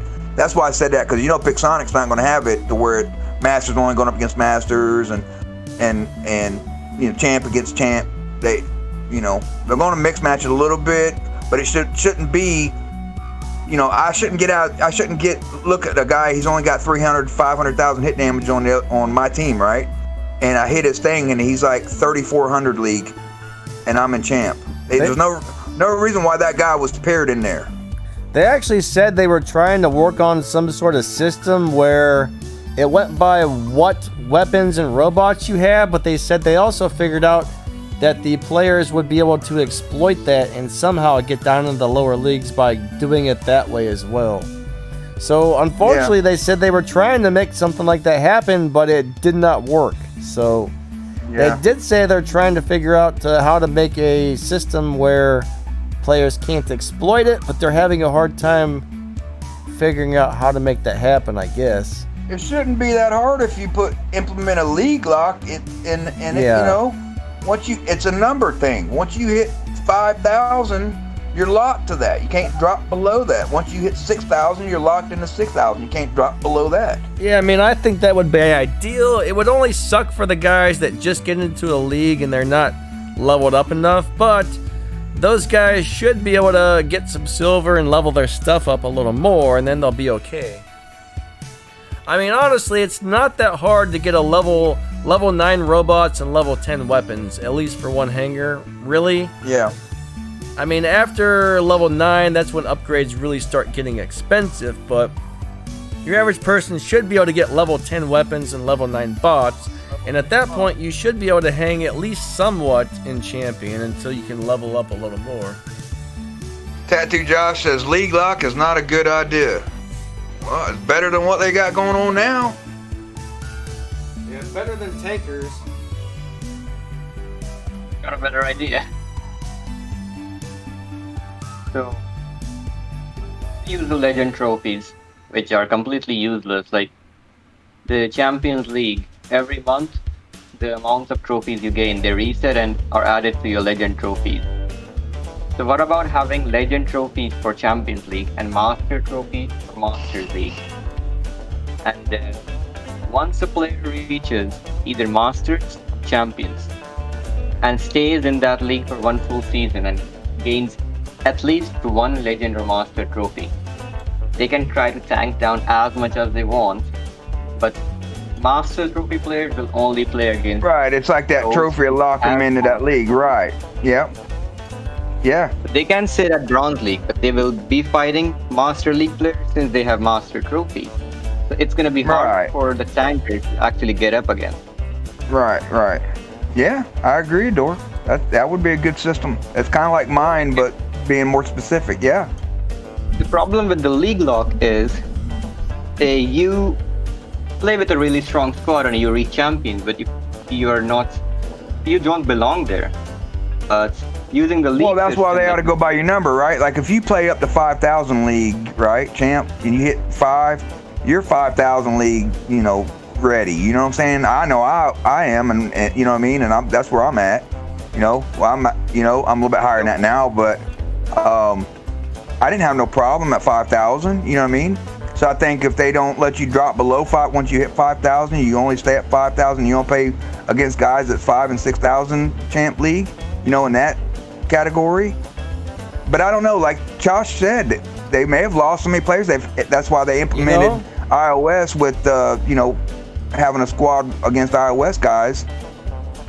So you ain't waiting 45 minutes in a lobby to get in a game. Now, Adrian, what's up, buddy? Adrian's here, guys. What's up, Bubba?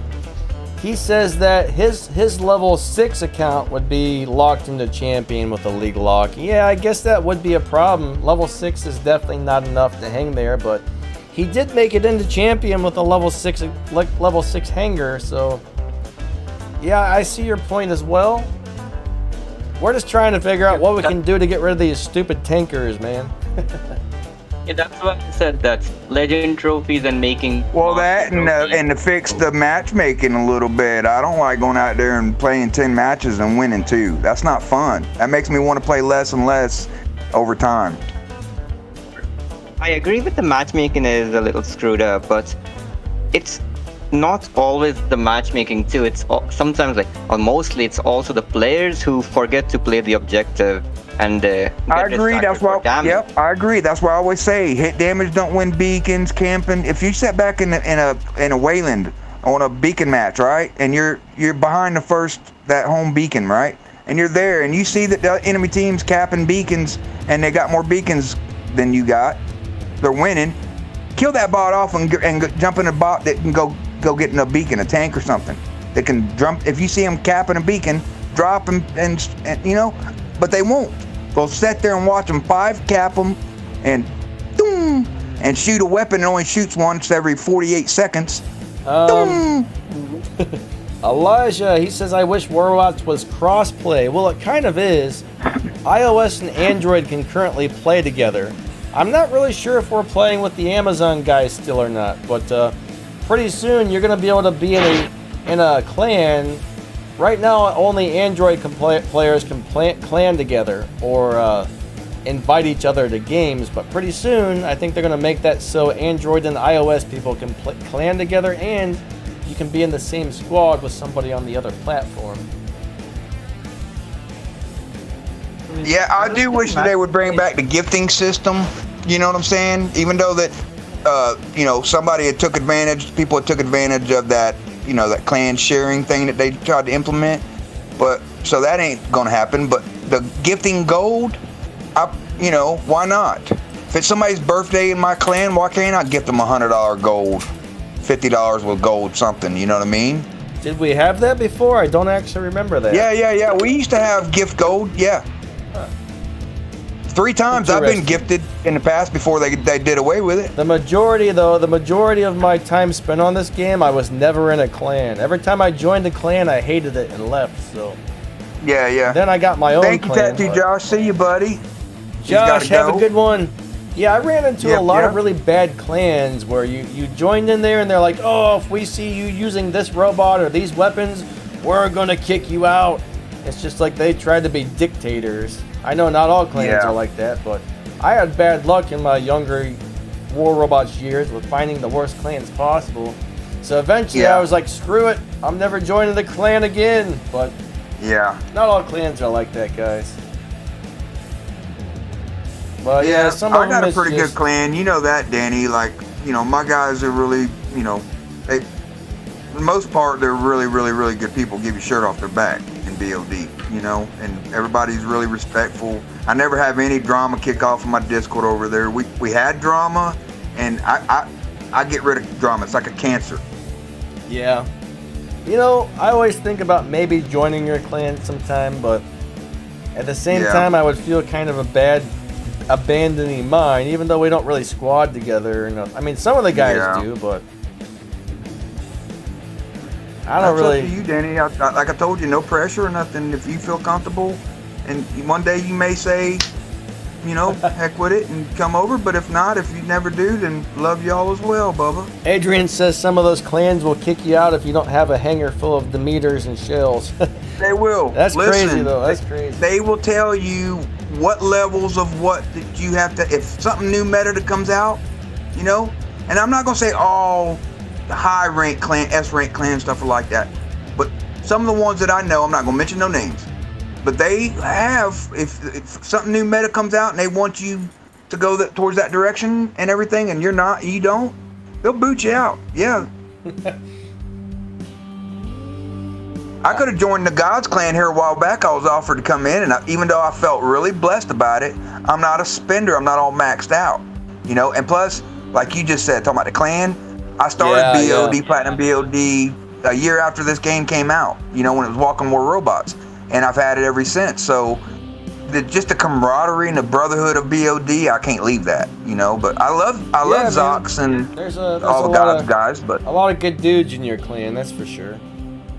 Yeah. He said ballerinas of death. No, buddy.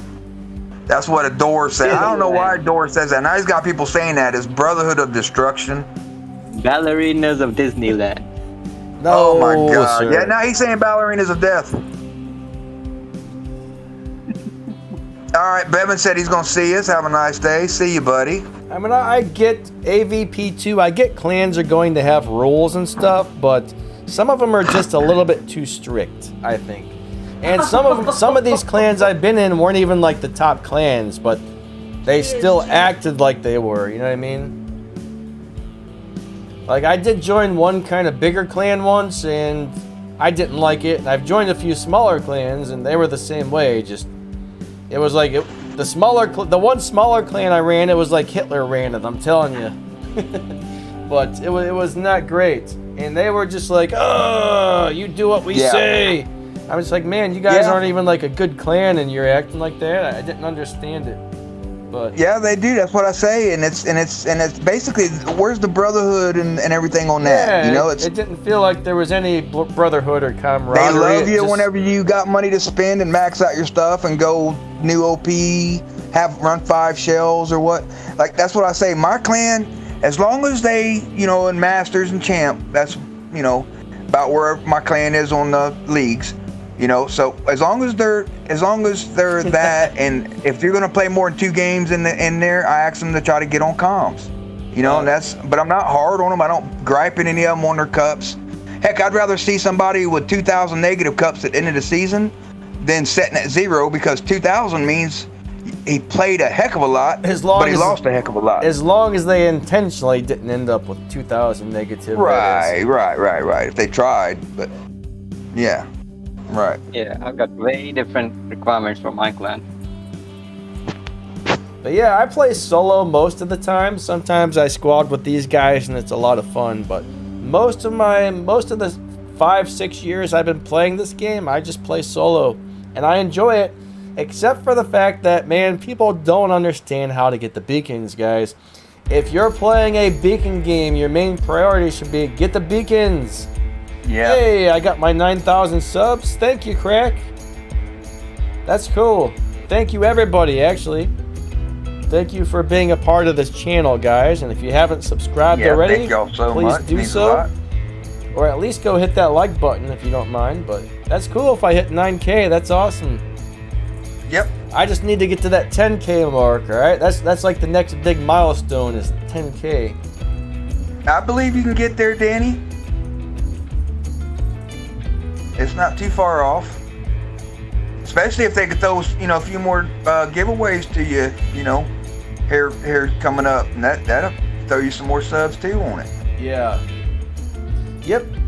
Lately, all right, they've been doing every couple weeks. They're having at least the small giveaways come out. Then every couple months, I get to do one of the big ones, which is awesome. But that's one of the cool things about the YouTube Creators Program too. Is if you join that and you get enough views, you also get to do some of those little giveaways of five items, and those seem to be coming somewhat often. So it's really cool of them to do that creators program for us. Yeah, that's awesome. Thank you so much, Don Jose, for the $5 donate. Means a lot, buddy. Yeah, buddy. Thank you for the extra support. I really appreciate that.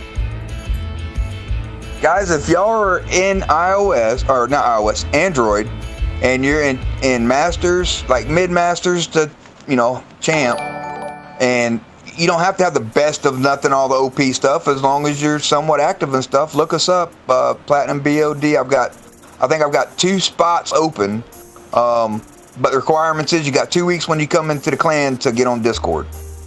So. Hold on, I'm about to take my headphones out for a second. I got to take this sweatshirt off. And the clan ID, if y'all want to jot this down, is W6089.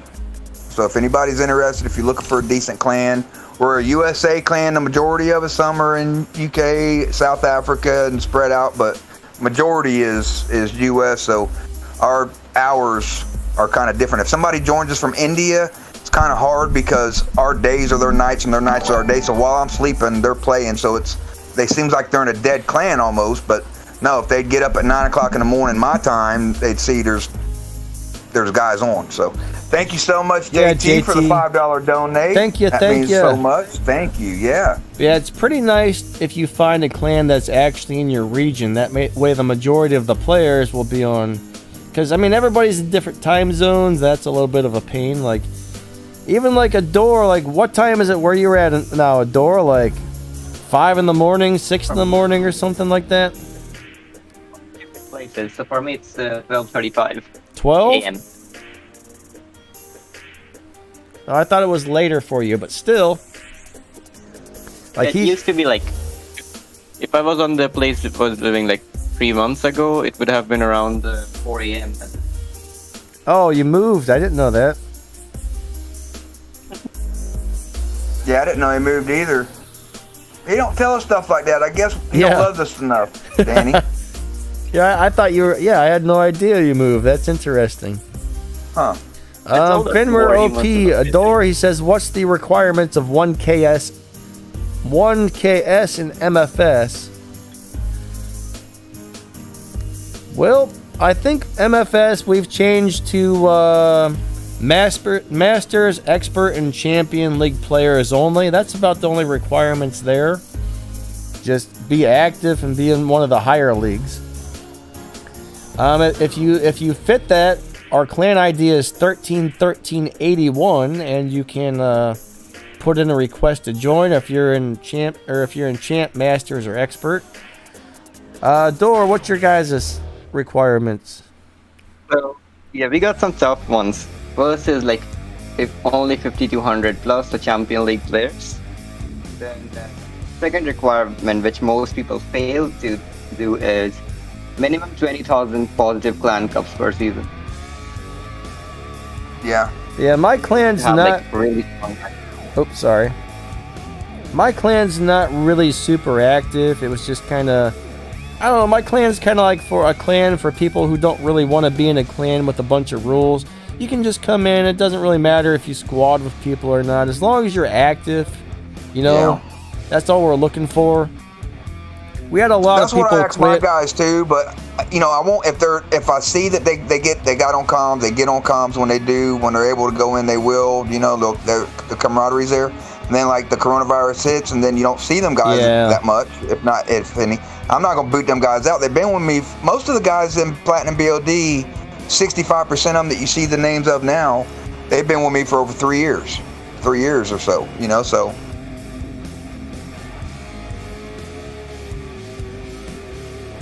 Crack the Sky said USA. Daniel Brodger says I'm 5200, 20k points. LOL, I get 20k. Can I join a door? Yeah, Atomic Lizard. That's a pretty interesting thing you got there. I don't really know what would and wouldn't work. I mean, I'm not a game designer, I guess, but I hope they can find something that makes the matchmaking a little better. But yeah, I mean, if your clan is in a completely different time zone for you, I mean, there's a lot of clans though that have guys in all different time zones, and that works out. Yeah. But if the majority of people are in one, and you know that's a pain in the butt. Yeah. Mark Slight said he's from the UK, right? I've got D Catters in BOD, and he's in UK. You know, so yeah. I mean, KD, he's in South Africa, Danny, right? Catters is KD's from South Africa, yeah. Catters from UK, but you know, Catters is always on. Yeah, Catters is on a lot. KD's always on. I don't even know if that dude sleeps, honestly. Yeah. But you still got a couple people that stay up all night and stuff. I mean. Yeah. So you know, if you're from the UK and you know, and your clan really don't play that much or squad that much, or you know they're not that active, and you know. Crack this guy. I'm at minus 230 points because people can't get the beacons. You know, sometimes I wonder. He's in BOD, and I ain't booted him out front, have I? So sometimes that's what I say. Sometimes I wonder why I still play beacon modes, because the average random player, I should say, likes to run off into the back left corner and stay there the entire match instead of trying to get the beacons, which are the only thing that's going to win you the game. Yeah. Doesn't make sense. Yeah. It don't. You know, and like I said, if the matchmaking was a little bit better too, along with people playing beacons right, we'd have great. Every game you drop in would be like epic. You know. Fenrir 908, try LD player instead of BlueStacks. I think you'll have a much better gaming experience on the LD player.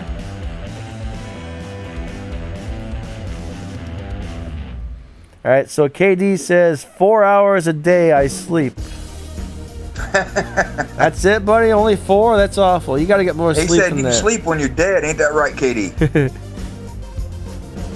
Man. I got to get my sleep, guys. I got to get my sleep. I'm like you, Danny. I try, but my health has been messing me up so bad here late. Like last night, I got 3.5 hours sleep when I woke up today. Actually, about 4 hours. Yeah, it's not fun having health problems. I got a bunch of health problems too, man.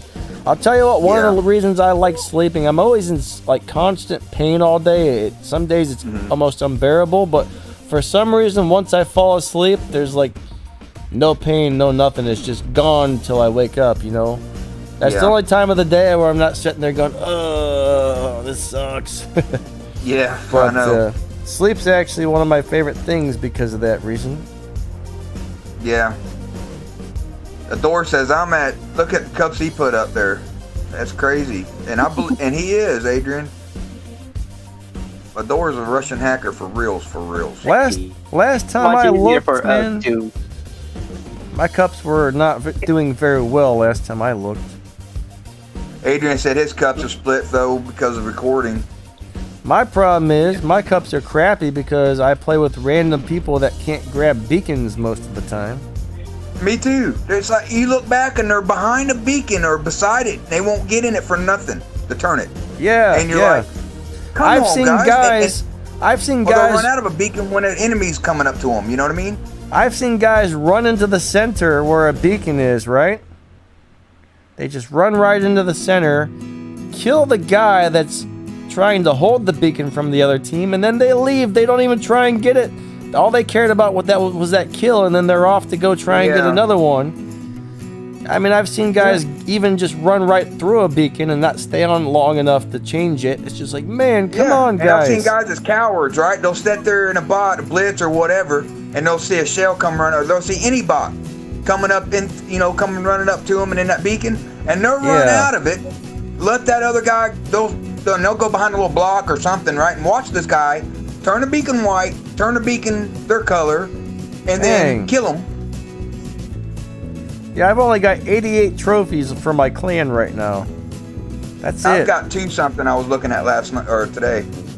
But I feel like my team loses the majority of battles, and I don't know why. Even if I do really awesome, I might get 4 or 5 million damage sometimes. Yeah. 10 kills, 12 kills, and rocket on out. My team still loses. I don't know. It's just, and then you don't get a whole lot of points for that.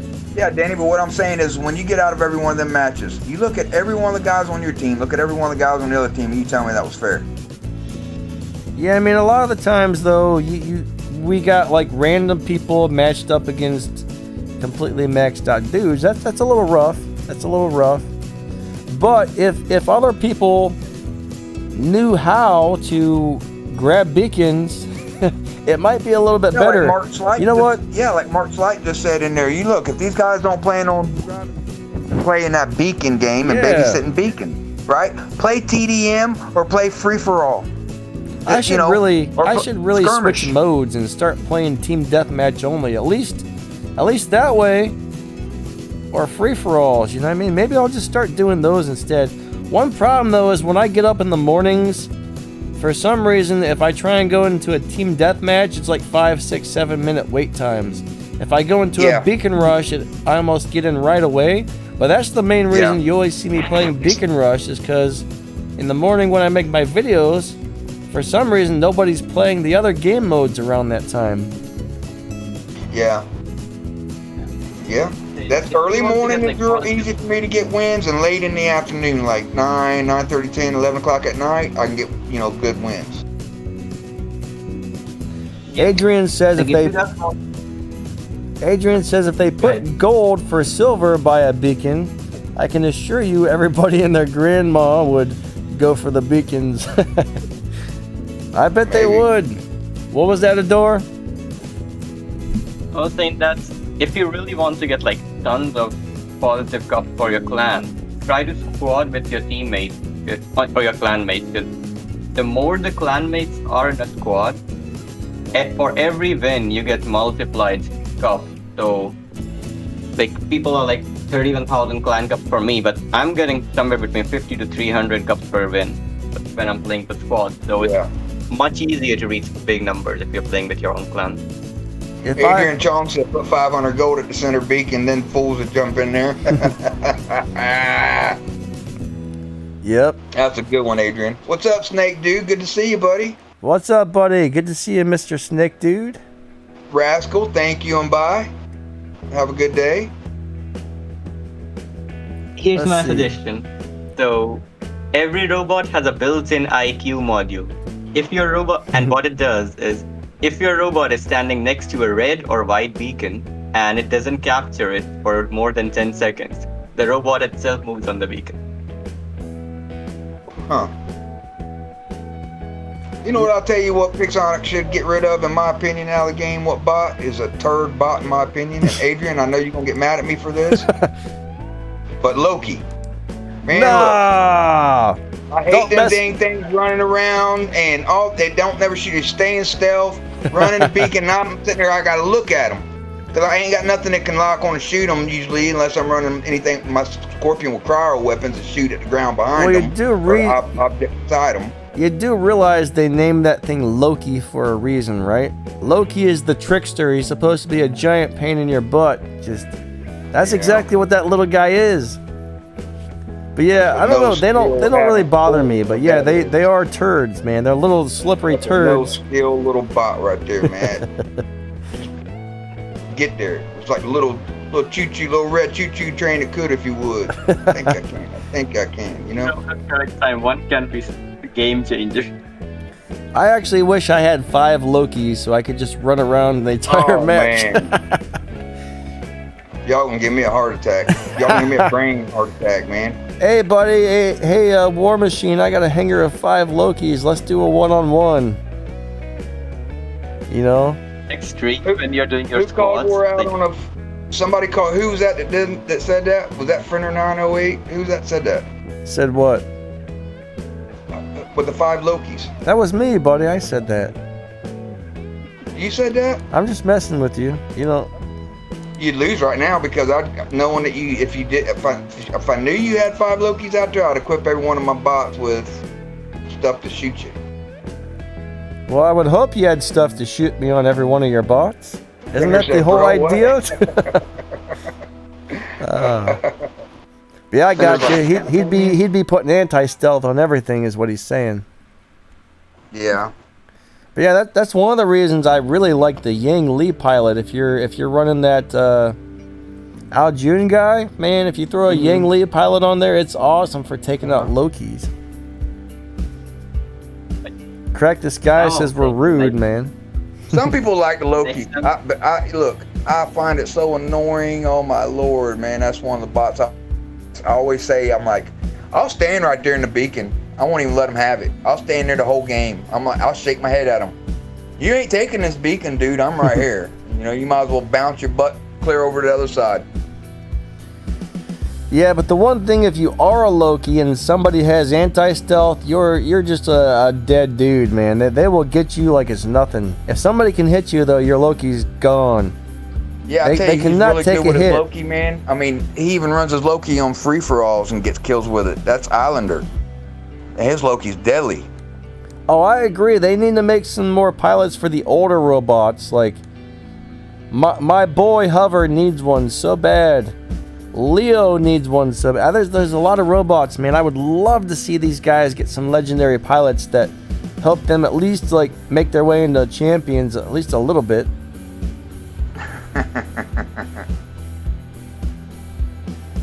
Next time you guys do the time drop live stream, I'm gonna try to get 6 guys with 5 Loki hackers. Oh, man. That's all right, Adore, because I told Danny anytime you do something like that right there, to fake the time drop when he counts, to be off by like 3 seconds. Let's see. Yep. AVP2 says he wants the Bulg. I don't know how to say that robot's name. Bulgasari or something. Bulgasari, yeah. I think it's pronounced differently than it's spelled. Bulgasari be okay, you know, lower leagues, man. You get up in the champion league. I've seen a few of them here lately in champ, and I'm like, what? And I'll hawk one down with my fender, and bye-bye. The main reason I wouldn't get one of those is it doesn't really, currently it's not really a big contender in Champion League. Like, honestly, if you're working on building bots or getting new bots, you should really focus on getting what's currently good in Champions, because eventually you're going to get there, right? The better bots, I mean, it used to be to the point where it mattered more about what weapons you had than bots, but now... Yeah. Now it's a little bit of both. I mean, weapons are still a little more important than the bots, but a good bot... I mean, the bots are starting to have a lot of crazy abilities and become really powerful themselves, so... Yeah. Yeah. But Welcome back, Bevan, and welcome here to the stream, Xander. Good to see you, buddy. Yeah, thanks for stopping by, guys. Fortnite's broken. I don't know anything about no Fortnites. I've never actually played that game, but a lot of people seem to like that thing. But yeah, I would love to see Hover with some damage resistance when he goes up in the air. Hover is such a cool robot, though. I mean, if you're really careful with him, you can do really well with the Hover. You can really play with some people and get into places where they can't get you and stuff, but it's very hit and miss whether or not you have a good game with the Hover. I don't know, the last several times I've played him, I mean, I've done excellent with him. I don't know if you guys have seen those videos I made, but it's not like that every time I bring him out, though, alright? Sometimes it's like that, other times it's just like, you're dead. So, it's very hit and miss. He definitely needs a little bit of love, guys. But I still love him a lot. He's still one of my favorites to play, even though he's not as good as he could be. Yeah.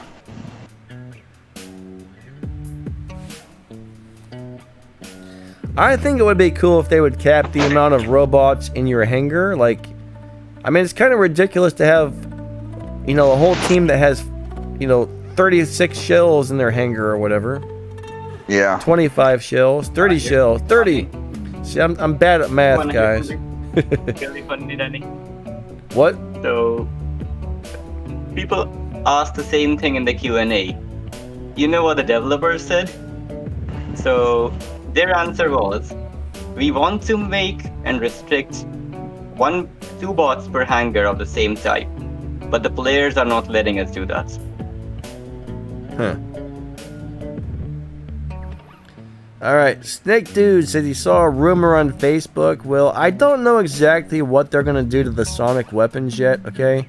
Pixonic hasn't released that information to anybody that I know of, so I can't guarantee you that. I mean, I'm hearing a lot of different rumors, alright, on what that nerf may be. Once Pixonic actually says, hey, it's this, then I'll say, okay, it's this. But as of right now, there's a couple people I know that are telling me things that are very reliable sources, and they're probably right, but I don't want to come out and say, yeah, I think it's this or that, until Pixonic actually says it, just in case.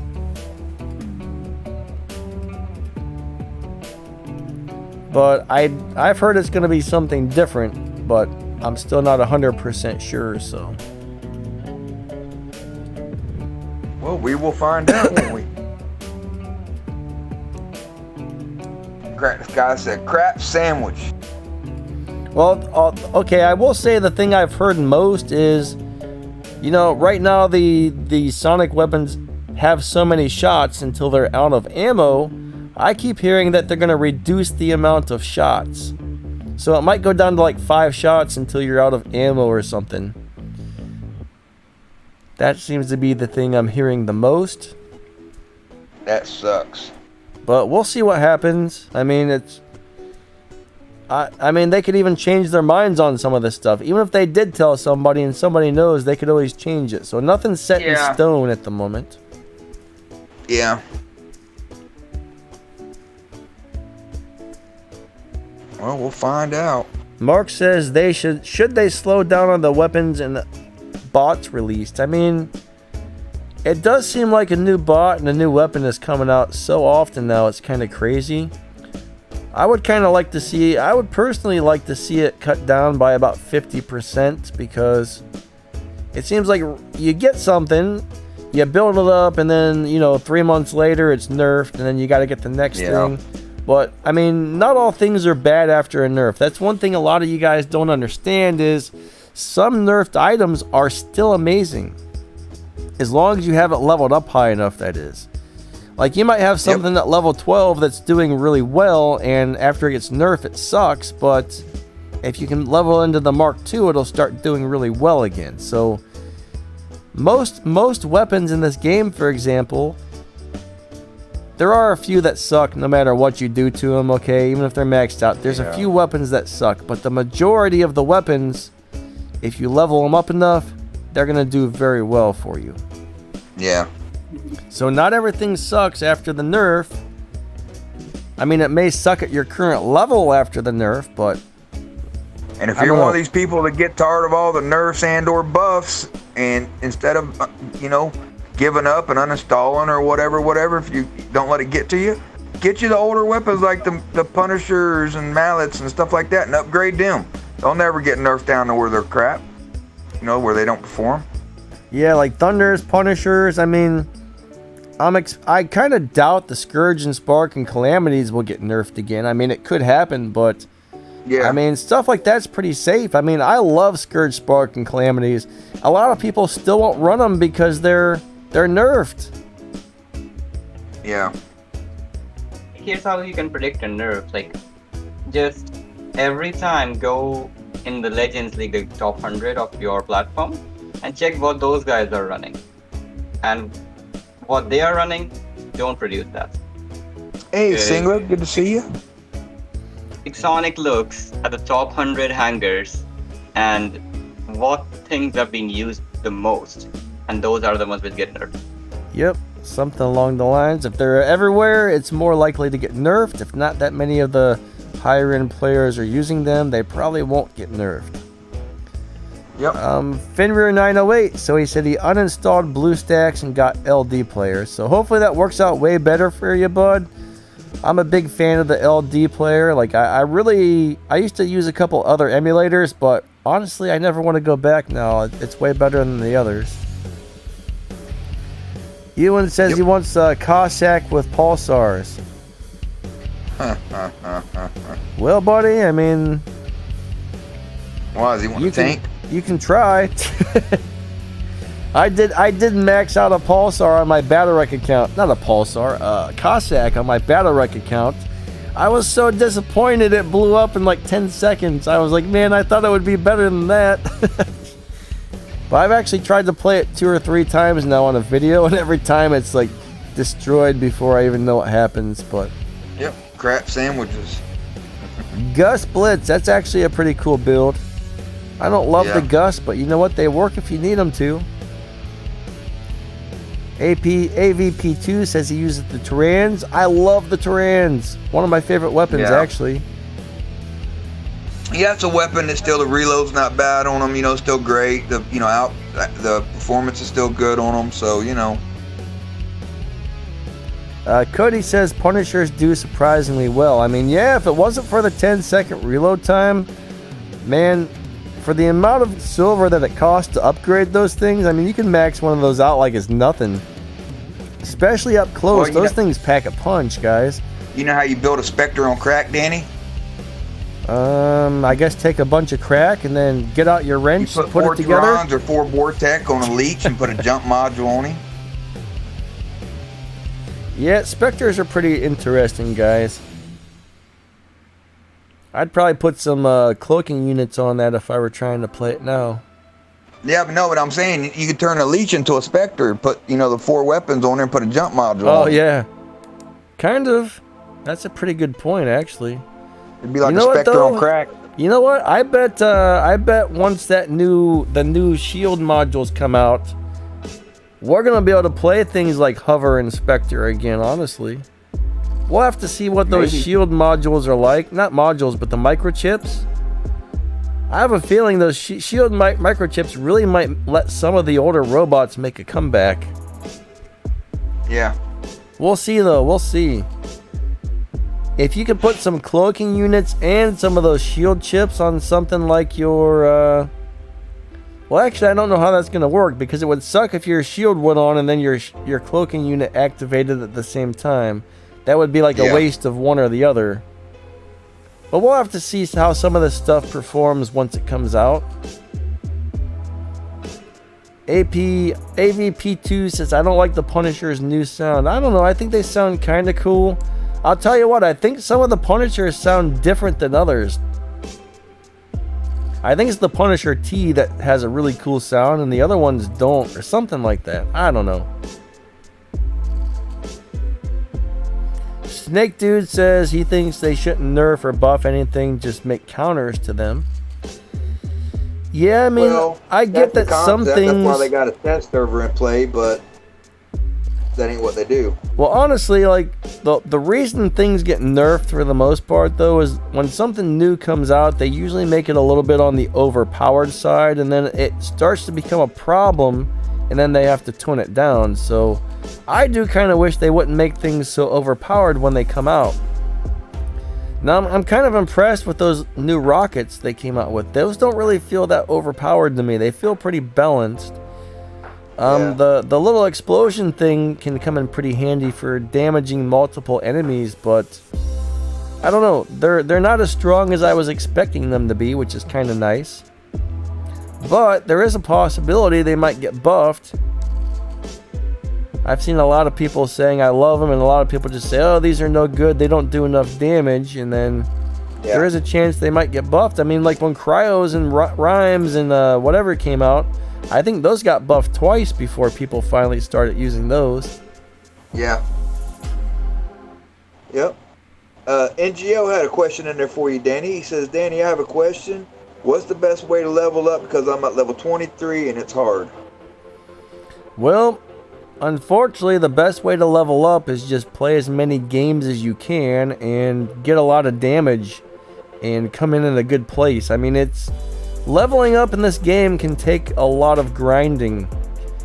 If you can happen to afford it, all right. One of the few things that's really worth spending your money on in this game, I think, is the VIP. You'll get like 50% more keys, 50% more experience, 50% more silver. If you can afford to buy the VIP premium thing, I mean, you're basically going to get 50% more of most of everything on there, which will help you level up and, perform better, quicker. And it's around $15 US for a 45-day VIP. But I haven't really been paying attention too much, but I used to see so many good deals on the daily specials. I mean, sometimes it would be like 15 days of the VIP thing for like $3 or 30 days for $10. I mean, you used to get some crazy deals sometimes. Yeah. If you watch your daily deals every day, you might see some awesome VIP deals. I haven't been paying attention to see if they're still in there or not, but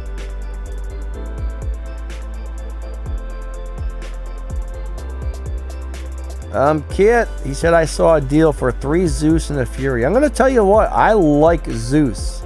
I haven't actually tried them since they've been buffed, but I've always been a big fan of Zeus, man. Especially on like a Falcon. That's such a fun robot to play with a triple Zeus. Zeus is pretty sweet. Now Fury though, Fury's cool if you're in the lower leagues or something, but you are gonna outgrow the Fury eventually. Yeah. But I mean, I could strap 3 high-level Zeuses onto something, and I'd be a happy camper just standing in the back, being like, zap, zap, zap, zap. That's always fun.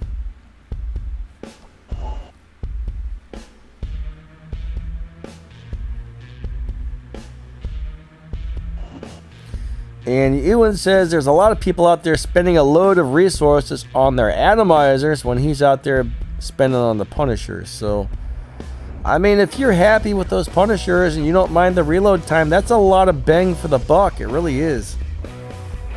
I like the Punishers, really. Especially if you got some drone chips that add extra damage. You know, those Punishers can be really good, honestly.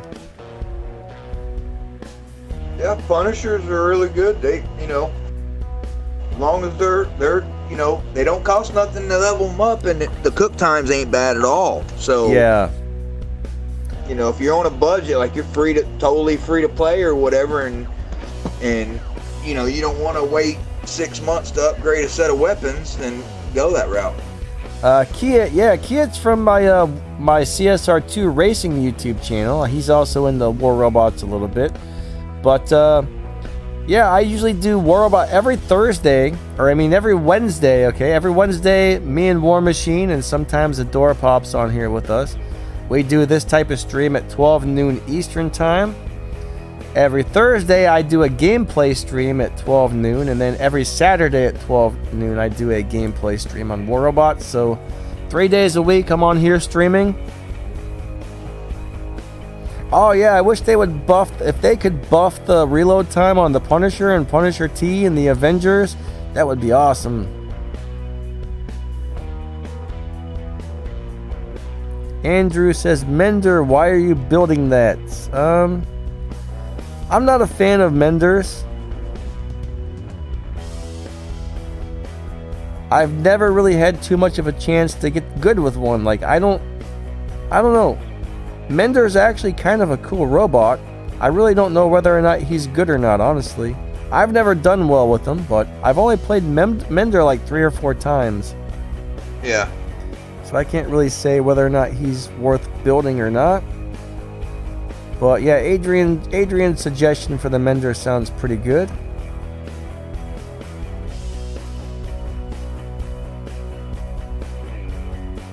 Sadler says, I have a question. I have a level 9 Scorpion with running Cryo Rhymes and a shell with Scatter Ember. Which should I upgrade? I would probably upgrade the shell and those in the Scorpion. War Machine, I can't hear you anymore. Oh, he asked if he should upgrade his shell or his Scorpion. And I told him I'd upgrade the shell at the moment. I mean, I don't know how long it's going to be until the shell gets nerfed. I mean, pretty much all the top bots end up getting nerfed at some point. Scorpion just got a nerf, right? And it's probably not going to get one again anytime soon, I would think. They're both excellent depending on your play style. Honestly, whichever one you like the best is probably the one I would upgrade, okay? Yeah. Because they're both excellent robots. I don't know what Shell is going to be like when he gets nerfed, but right now, though, I mean, man, that's a hard choice right there. That's a hard choice. Bevan said, does anyone know if the Punishers do more damage than the Atomizers? I don't know that, per se. I would say yes and no. Like, up close, I think the Punishers actually do a little more damage, but at the same time, all right, you gotta deal with the reload times on the Punishers and stuff. So atomizers cool down really quickly. So over a long period of time, I think the atomizers are actually going to do more damage. But if you're talking in a short period of time, I think the Punishers, at least up close, are going to do a little more damage. Now the Punishers from a distance, no, I think the atomizers are going to win from a distance still. I really need to do a good test on those again, but going like from just said in chat, he said Punishers also do 200% more damage than to the physical shield. So yes. You know, it's better for against the shells and stuff like that. Punishers are great at smashing up physical shields. So yeah, thanks Adrian for reminding us about that. Yes, sir. Yeah, that's one thing nice about the kinetic weapons is they'll eat up a physical shield like an Arthur or a Shell or a Lancelot or something really quick. To where the energy weapons, it'll take a lot more time to bust through those shields. Yeah. Now Punishers, there's also a couple skills you can put on it to make so they don't spread out as far, and to make so it shoots through its ammo faster. So yeah, I don't personally like spending my gold on skills for weapons, but there's a couple pilot skills. If you don't mind spending some gold, that can make your Punishers even better. Yeah.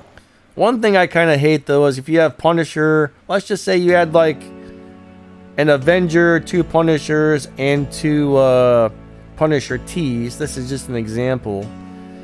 You would need to put, if you got the skill for one of them, let's just say you got the skill for the Punisher, that wouldn't affect the Punisher T or the Avenger, even though they're really the same weapon, just a different, one's heavy, medium, and light. I kind of wish that skill would work on all machine gun weapons instead of, you know, because who wants to do 2 skills for a Punisher, 2 for a Avenger, and 2 for a Punisher T? You know what I mean? That's just a lot of extra pilot skills you have to use instead of doing things that help the robot. So I was always surprised they didn't make those skills work together.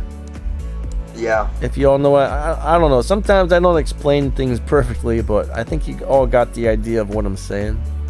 Yep. And Gio said, I have a Kyle Rogers on as my pilot for my Leo, and I think I'm doing something wrong. Yeah, you got Kyle Rogers on your Leo. That's what's wrong. Well, yeah, Kyle Rogers is that's the Hawk pilot, right? Yeah, the Hawk.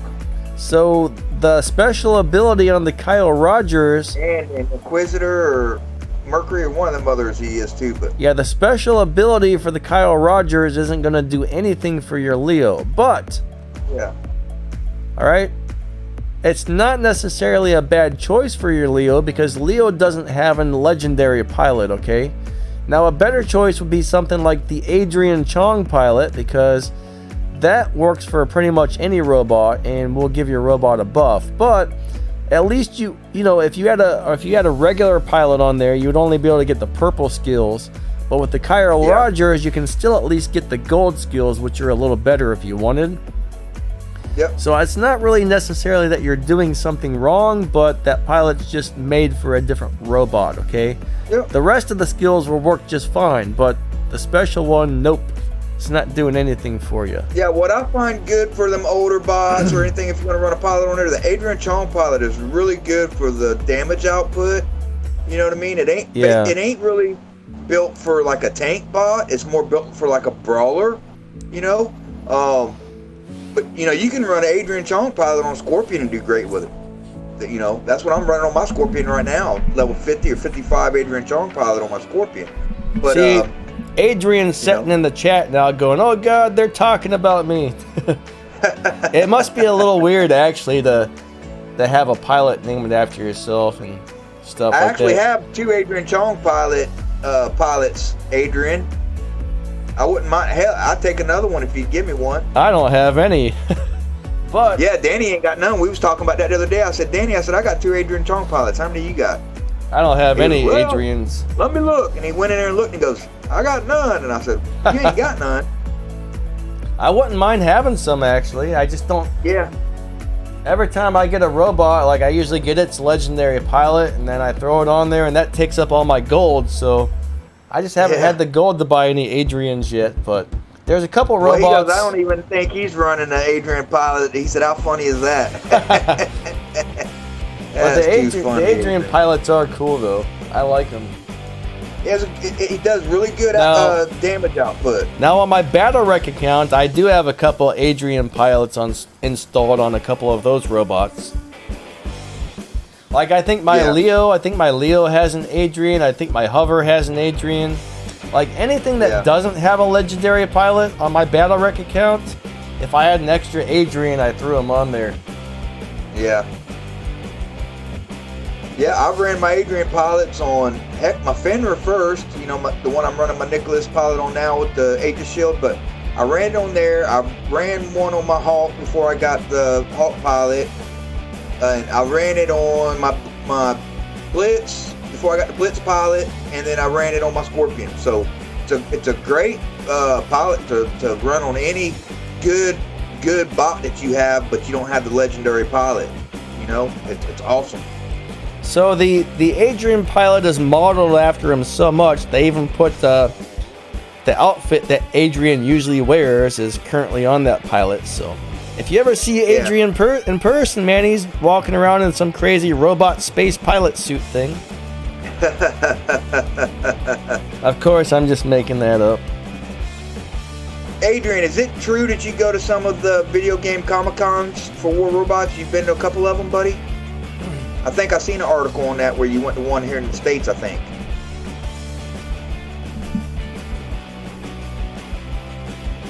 I've been to a Comic-Con once or twice, only because I used to work at a college and they rented out the ballrooms at the college. And every once in a while they would have a little Comic-Con thing up there, which was kind of neat. Yeah. Adrian says that's not him. He doesn't go to the Comic-Cons here. Yeah, he said it must have been a fake one. No, I don't know. I thought I seen that it said something about in that article Adrian Chong was going to be there or something, but I can't remember. They might have been talking about the pilot, maybe.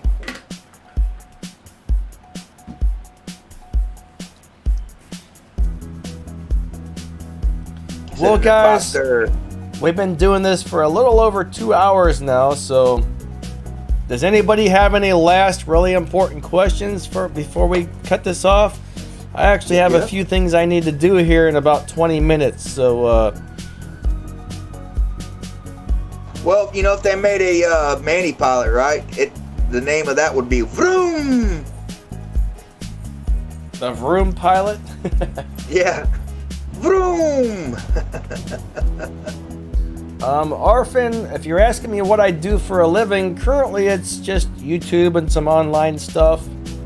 I got all these nerve and muscle problems, so I can't really do much, unfortunately. I spend most of the day laying in bed and go out for some walks every couple hours, and that's about all I can do. Yeah. Like, all the nerve things and, are terrible. Thank you, buddy. But right now we have enough mods here, and but thank you anyway. We will keep you in mind. Yeah, bud, we got plenty of mods. I don't like to get too many, but yeah, we got enough for now. Both my channels got probably more than we need, honestly. Yeah. Trying not to add too many more. It just gets a little too complicated when you get too many mods, I think. It is. And especially you'll get these mods that, you know, they bark orders to people. Like, we'll have somebody in there that don't even do nothing wrong and they're blocking their message left and right and stuff, you know? Yeah, I've seen that before, too. What do you say wrong, you know? Like, really?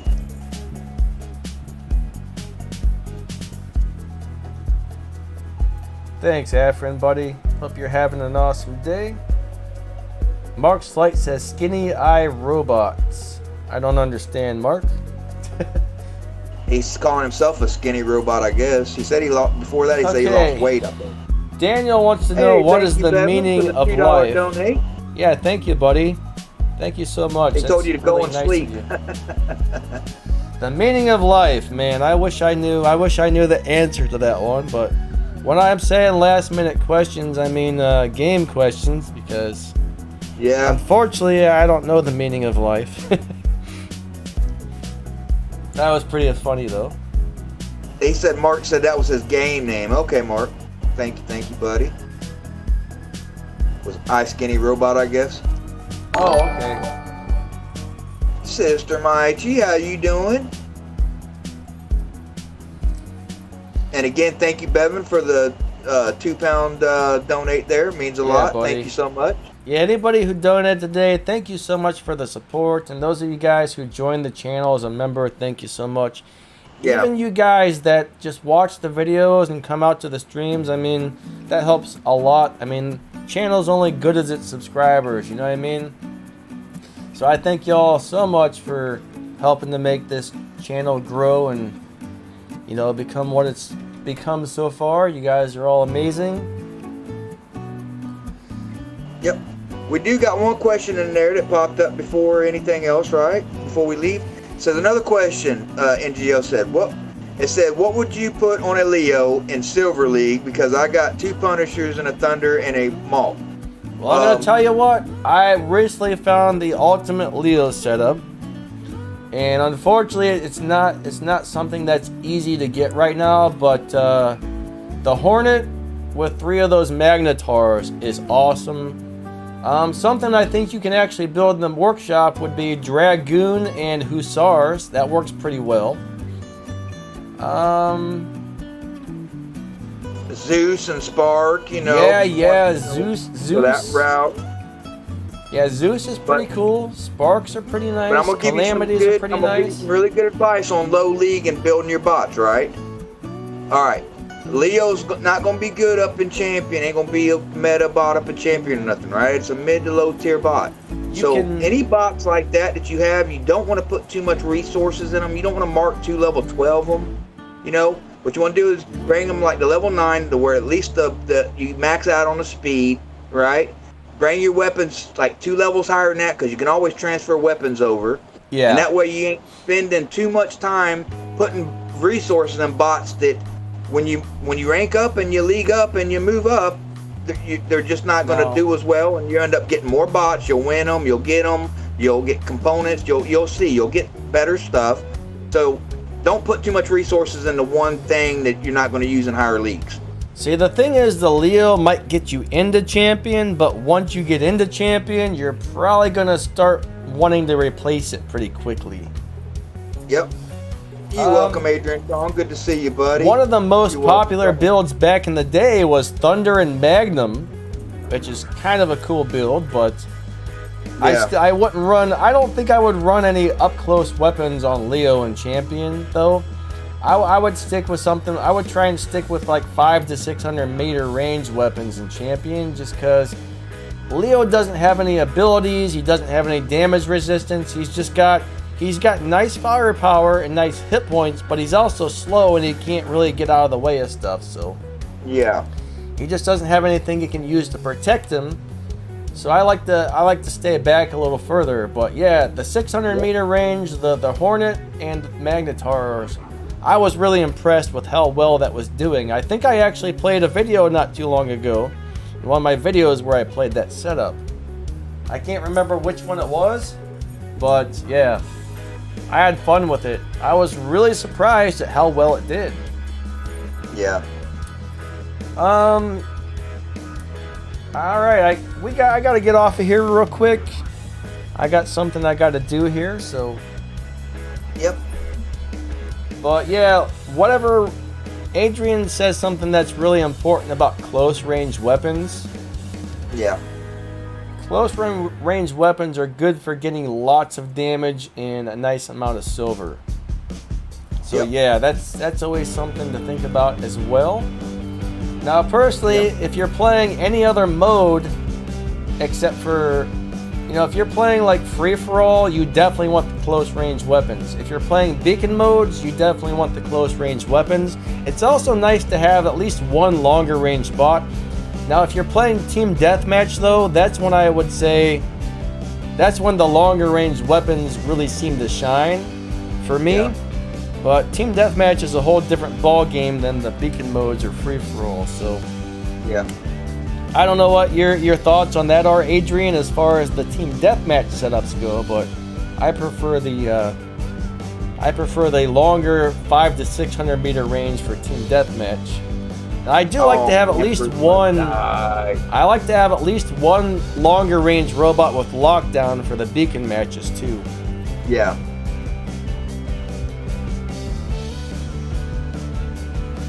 Well, I think that pretty much wraps it up. What do you say, Danny? Yep. Adrian still likes to brawl with the closer range stuff in team deathmatch. My only problem with that is sometimes it's really hard to get sometimes it's really hard to get close to the enemies when they're all in one spot. You'll have like 5 or 6 guys all just huddled together in one spot, and if you try and get close to them, they just all step out from behind cover. They all wail on you and you explode before you can even get close enough. Yeah, what Adrian's saying is what he'll do is he's got the close range things, and when he fights and gets into their spawn, and they got the long range stuff back there. Yeah. On a team deathmatch. Yep. He can kill them on the reload time, because when they empty out and they got to reload, and it's 28 second, 24 second, 18 second reload, anything Adrian's got short range will take them out before then. That's true. A lot of those short range weapons are just crazy damage dealing monsters. I don't know. I couldn't think of anything good to say, so it came out stupid. But yeah. Well, you kind of You hit it. All right, guys. Thank you all so much. It looks like a door left, so I guess he can't say goodbye. But All right. Thank you, Adore, for showing up today, buddy, and helping us out. Yep, and moderators, guys, thanks for helping make the stream run real smooth and stuff. We appreciate y'all. Again, everybody, thank you so much for coming out. But I gotta get off of here and go do something else on my with my crew on my other game. Yeah. But yep, thanks so much, guys. We will catch y'all later. All right. See ya. Peace and chicken grease. And check out Adrian on YouTube if you haven't already, alright? Most of you guys probably already have, but he's a great YouTuber, so. Alright. Yeah, you. Catch y'all Thank you, later. Adrian. See ya. Peace and chicken grease.